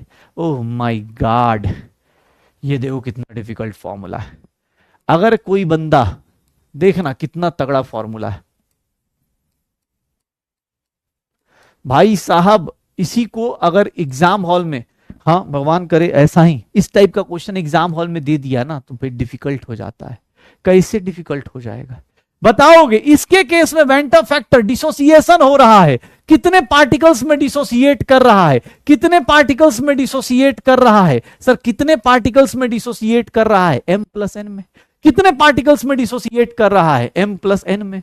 तो सर आई की वैल्यू देख लो, ऐसा लिख सकते हैं। अल्फा की वैल्यू क्या लिख सकते हैं? क्या हम अल्फा की वैल्यू ऐसा लिख सकते हैं? सर अल्फा की वैल्यू को क्या लिख सकते हैं? I minus 1 divided by m plus n minus 1। Alpha की वैल्यू आ गई। सर ये ऑप्शन, कुछ लोग पता चला ए ऑप्शन टिक मार रहे, नहीं ए ऑप्शन टिक नहीं होगा। A option is not the correct option. क्यों? क्योंकि सर ये देखिए, इसको सही से लिखिए तो आई को क्या लिख सकते हैं? 1 plus m alpha plus n alpha minus alpha. Sir ये देख लो, इस ऑप्शन को देख लो और इस ऑप्शन को मैच कर लो। बी ऑप्शन भी मैच कर सकता है, बी ऑप्शन भी मैच कर सकता है। और ए और सी में देख लो, बस माइनस से मल्टीप्लाई कर दो। सर ए और सी भी मैच कर जाएगा। सर माइनस से मल्टीप्लाई कर दो, एक काम करो ऊपर नीचे माइनस माइनस मल्टीप्लाई कर दो, क्या आंसर आएगा? D, all of these. M plus n क्या है? सर कितने पार्टिकल्स में टूट रहा है? एम प्लस एन में। हो जाएगा, हो जाएगा, ये देख ले पक्का। अच्छा भाई साहब, इसी बात पे ना, इसी बात पे भाई साहब कल का एक क्वेश्चन कर दीजिए, बहुत डिफिकल्ट क्वेश्चन आया था कल का। कल का बेटा बहुत डिफिकल्ट क्वेश्चन आया था, इट्स वेरी डिफिकल्ट क्वेश्चन बेटा, इट्स वेरी डिफिकल्ट। चलिए, ये नीट 2025 कल का एक पेपर का क्वेश्चन, नीट 2025। सच पूछो तो 13 क्वेश्चन तुम्हारे करा दिए कल के पेपर से। 11 12 अगर सही से आपने थोड़ा थोड़ा देखा हुआ है तो आप आउट ऑफ 15 13 क्वेश्चन कल कर सकते हैं। ये देख लो, ये कल का क्वेश्चन है। Highest boiling point sir, delta TB की वैल्यू क्या हो जाएगी, आई इंटू के बी इंटू एम हो जाएगा। अच्छा, जब आप आगे जब आप चलेंगे तो आपको मोलारिटी को इतना ज्यादा डायमेंशन में यहां पर नहीं देंगे भाव। हमको क्या देखना है सर, डेल्टा टीबी किस पे डिपेंड करेगी, आई और एम एम पे। डेल्टा टीबी में क्या बोलूंगा, directly proportional to i into m. ये देख लो सर, यहां पर i into m, delta Tb किसके, आई इंटू एम कर दो, आई इंटू एम कितना हो गया सर, 3 इंटू 0.01, कितना हो गया 0.03। सर यहां पर आई इंटू 1 इंटू 0.015 कितना हो गया 0.015। यहां पर देख लो कितना हो गया 1 इंटू 0.01, सर 0.01 आ गया। यहां पर देखोगे 2 इंटू 0.02 कितना आ गया 0.01। सबसे बड़ी वैल्यू किसकी आ रही है, सबसे बड़ी वैल्यू किसकी आ रही है, जिसका आई इंटू एम बड़ा है, जिसका आई इंटू एम बड़ा है वही क्या करेगा। सर ये कल का क्वेश्चन था, हाईएस्ट बॉइलिंग पॉइंट बताना था। हाईएस्ट बॉइलिंग पॉइंट किसका आएगा, खुद सोच लो sir. Highest boiling point delta TB की वैल्यू किसकी ज्यादा आएगी, सर केबी की वैल्यू सेम है। सर आई और एम को देख लो, मोलारिटी इस केस में हम क्या मान लेते हैं, इक्वल मान लेते हैं। इन सब टाइप के क्वेश्चन में बेटा अभी कल भी क्वेश्चंस कराऊंगा, इन सब क्वेश्चंस को हम लोग मोलारिटी को क्या मान लेते हैं, इक्वल मान लेते हैं। मोलारिटी को क्या मान लेते हैं, इक्वल मान लेते हैं। मोलारिटी को क्या मान लेते हैं, इक्वल मान लेते हैं। पक्का, तो ये क्वेश्चन कर सकते हैं। अब ऐसा क्वेश्चन मिल गया तो कर लीजिए अटेम्प्ट। सर क्या हो जाएगा, A is the correct answer, A is the correct answer. जो भी लोग गलत कर रहे हैं देखो तुम्हारे सामने है। तो बॉइलिंग पॉइंट एक बात बताओ सर, याद करो, बोल रहा है बॉइलिंग पॉइंट। बेटा ये ध्यान सुनिएगा, आधा अधूरा नहीं रिवाइज करना है। डेल्टा टीबी का ऑर्डर, मोलालिटी का ऑर्डर, बॉइलिंग पॉइंट का ऑर्डर, सर डेल्टा टीएफ का ऑर्डर, ये सब कुछ सेम ऑर्डर फॉलो करता था, ये सेम ऑर्डर फॉलो करता था। याद कर, कुछ देर पहले ही लिखवाया था। बस अपोजिट कौन चलता है, फ्रीजिंग पॉइंट अपोजिट चलता है। फ्रीजिंग पॉइंट क्या चलता है, अपोजिट ऑर्डर फॉलो करता है। याद कर, लिखवाया था मैंने नोट करके। फ्रीजिंग पॉइंट क्या चलता है, अपोजिट चलता है। पक्का सर, श्योर है। यहां पर 0.0 इस केस में molarity is equals to molality मानना होता है, क्योंकि जब आपके पास molarity is equals to molality हो जाएगा, श्योर हो। हाँ, एक देखना हाईएस्ट बॉइलिंग पॉइंट, पिछले साल यही क्वेश्चन एग्जैक्ट मतलब दूसरे तरीके से मैंने भी करा। अब बता हाईएस्ट बॉइलिंग पॉइंट बता। यहां पर भी मोलारिटी दी गई है, यहां पर भी मोलारिटी सेम है। सर डेल्टा टीबी की वैल्यू जल्दी बता, अब इस क्वेश्चन को तो जल्दी बताएगा। यहां पर मोलारिटी सबकी सेम है, तो इस क्वेश्चन में तू सीधा सीधा क्या देखेगा, सर आई की वैल्यू देख। इस केस में आई की वैल्यू कितनी हो जाएगी, इस केस में आई की वैल्यू कितनी हो जाएगी, कितनी हो जाएगी, आई की वैल्यू कितनी होगी, आई की वैल्यू कितनी होगी 4। इस केस में आई कितना हो गया 3। इस केस में आई की वैल्यू कितनी हो गई 2। इस केस में यूरिया डिसोसिएट नहीं करता, नॉन इलेक्ट्रोलाइट। ये 2 पार्ट में, ये 3 पार्ट में, ये 4 पार्ट में, सबसे बड़ी वैल्यू किसकी हो जाएगी, ए की हो जाएगी। भैया जिसका आई ज्यादा उसका डेल्टा टीबी ज्यादा, डेल्टा टीबी ज्यादा मतलब हो गया आपका मोलारिटी सबकी सेम है। तो सर ये सेम है, ये सेम है, तो किस पे डिपेंड करेगा, डेल्टा टीबी इस पे डिपेंड करेगा। बना दे भाई, आंसर आ जाएगा, हो जाएगा। तो ये देख, हो गया आंसर। क्या आएगा, A is the correct answer, A is the correct answer. निकाल सकते हो, A is the correct answer. पक्का हो जाएगा सर। चलिए 1 मिनट, आ जाइए आ जाइए आ जाइए। अबे कहाँ गया ये, आइए आइए आइए। ये क्वेश्चन देखिएगा भाई साहब, इस क्वेश्चन को कैसे करेंगे, इस क्वेश्चन को कैसे करेंगे बताइए, इस क्वेश्चन को कैसे करेंगे। बेटा आज का डीपी अभी मत अटेम्प्ट करना, कल कर लेना, क्योंकि ना उसमें थोड़े और ज्यादा अच्छे क्वेश्चन डाल रखे हैं। मैं थोड़ा जो उसमें था एक्चुअली 11th वाला पोर्शन कराने में टाइम लग गया, कोई दिक्कत नहीं। जल्दी बताओ इस क्वेश्चन को कैसे करेंगे, इस क्वेश्चन को कैसे करेंगे, बताओ क्या करेंगे। सर क्या दिया हुआ है, ऑब्जॉर्व्ड मोलर मास दिया हुआ है, ऑब्जॉर्व्ड मोलर मास दिया हुआ है, नॉर्मल मोलर मास दिया हुआ है। एक बात बताओ, mx2 m+2 और x माइनस में कन्वर्ट कर सकते हो, इसका आई और अल्फा के बीच का रिलेशन बता सकते हो, इसके आई और अल्फा के बीच का रिलेशन बता सकते हो, इसके आई और अल्फा के बीच का रिलेशन बता सकते हो, आई और अल्फा के बीच का रिलेशन कितना आ जाएगा सर, 1+3 - 1 इंटू अल्फा। आई की वैल्यू क्या हो गई 1+2 अल्फा। अच्छा सर वेंट ऑफ फैक्टर निकालने का एक फॉर्मूला मैंने बताया था तुम्हें, नॉर्मल अपॉन एबनॉर्मल, ये फॉर्मूला बताया था, नॉर्मल अपॉन एबनॉर्मल, ऐसा बताया था। नॉर्मल कितना है 164 और ये कितना हो गया 65.6, यही हो गया। आई की वैल्यू कैलकुलेट करोगे, कैलकुलेट कर ले भाई ऐसे, 65 × 6 कितना आ जाएगा,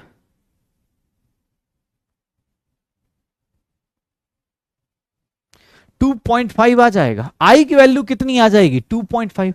सर आई की value 2.5 is equals to 1+2 alpha. 2 alpha की वैल्यू 1.5, अल्फा की value 0.75। Sir alpha percentage wise कोई पूछेगा तो अल्फा परसेंटेज वाइज कितना हो जाएगा 75% आएगा क्या, अल्फा परसेंटेज वाइज कोई पूछेगा तो 75% आएगा क्या, अल्फा परसेंटेज वाइज कोई पूछे तो 75% आएगा। कैसे निकाला सर, डिसोसिएशन। सर मैंने पहले आई निकाल लिया और आई और अल्फा का रिलेशन मुझे पहले से पता था कि सर कोई भी इलेक्ट्रोलाइट हो आई और अल्फा का रिलेशन मैं निकाल सकता हूं, पक्का। तो चलिए आज की क्लास में इतना ही करते और बाकी बचे हुए क्वेश्चंस मॉड्यूल आप पूरा सॉल्व कर सकते हैं, लेकिन हाँ अभी डीपी और मॉड्यूल को आज रहने दीजिएगा, कल बहुत सारे क्वेश्चंस मुझे प्रैक्टिस कराने हैं। ऑफिशियली बोलो तो मेरा एक चैप्टर आज खत्म हो चुका है, लेकिन फिर भी मैं कल एक बार क्लास इसलिए ले रहा हूँ क्योंकि मुझे लगता है कि थोड़े क्वेश्चंस और करने हैं। तो बेटा ठीक है, जो पढ़ने वाले हैं तुम्हें पता है तुम्हें कैसे सपोर्ट करना होता है टीचर्स को, जो नहीं पढ़ने वाले बेटा प्लीज पढ़ना शुरू कर दो, क्योंकि बाद में ना इतना जान जाओ कि मैं अगले साल भी ये लाइन तुम्हारे लिए यूज करूंगा कि जो पढ़ाया है जैसा पढ़ाया है उन्हीं में से क्वेश्चंस आए हैं। जो अभी क्लास में करा दिया ना, एक साल पहले बता रहा हूं, गारंटी ले रहा हूं इस बात की, जो आज कल तक क्लास में कराऊंगा ना, कल तक जो क्वेश्चंस करा दूंगा वही क्वेश्चंस आएंगे, उन्हीं में से ऊपर नीचे करके आएंगे। जस्ट इस साल का एग्जाम्पल तुम्हारे सामने खड़ा है, तुम जाकर देखोगे toughest paper of the year बोल रहे सर, पूरे नीट का पेपर टफेस्ट है, और सोचो तुम्हारे सामने तुमने आज हंसते खेलते 12-13 क्वेश्चन कर गए इस टॉपिक के, फिजिकल के। तो बेटा अगले साल भी मैं यही बात बोलने वाला हूं, लेकिन तुम भी मेरे साथ साथ कर पाओ। कल पूरा का पूरा सॉल्यूशन चैप्टर रिवाइज करके आना, क्योंकि बेटा कल सीधी सी बात है, कल पढ़ाऊंगा नहीं सिर्फ पूछूंगा, ठीक है। पढ़ के आना, पूछने के तब में आना कि सर मैं बताने के लिए आऊंगा, ऐसा नहीं कि सर वहां पर भी एक्सप्लेन नहीं। आज जो फॉर्मूलाज किए हैं, कल तक जो फॉर्मूलाज किए पूरा रिवाइज करके आओ। कल क्वेश्चन प्रैक्टिस सेशन है, क्लास नहीं है, याद रखिए कल क्वेश्चन प्रैक्टिस होने वाला है, कोई क्लास नहीं है, ठीक है। हाँ कल क्वेश्चन प्रैक्टिस होगी, 1.5 से 2 घंटे के अंदर 40, 50, 100 जितने क्वेश्चन कर पाएंगे करिएगा। ओके चलिए मिलते हैं अगली क्लास में, तब तक पढ़ते रहिए, मस्त रहिए, बाय बाय।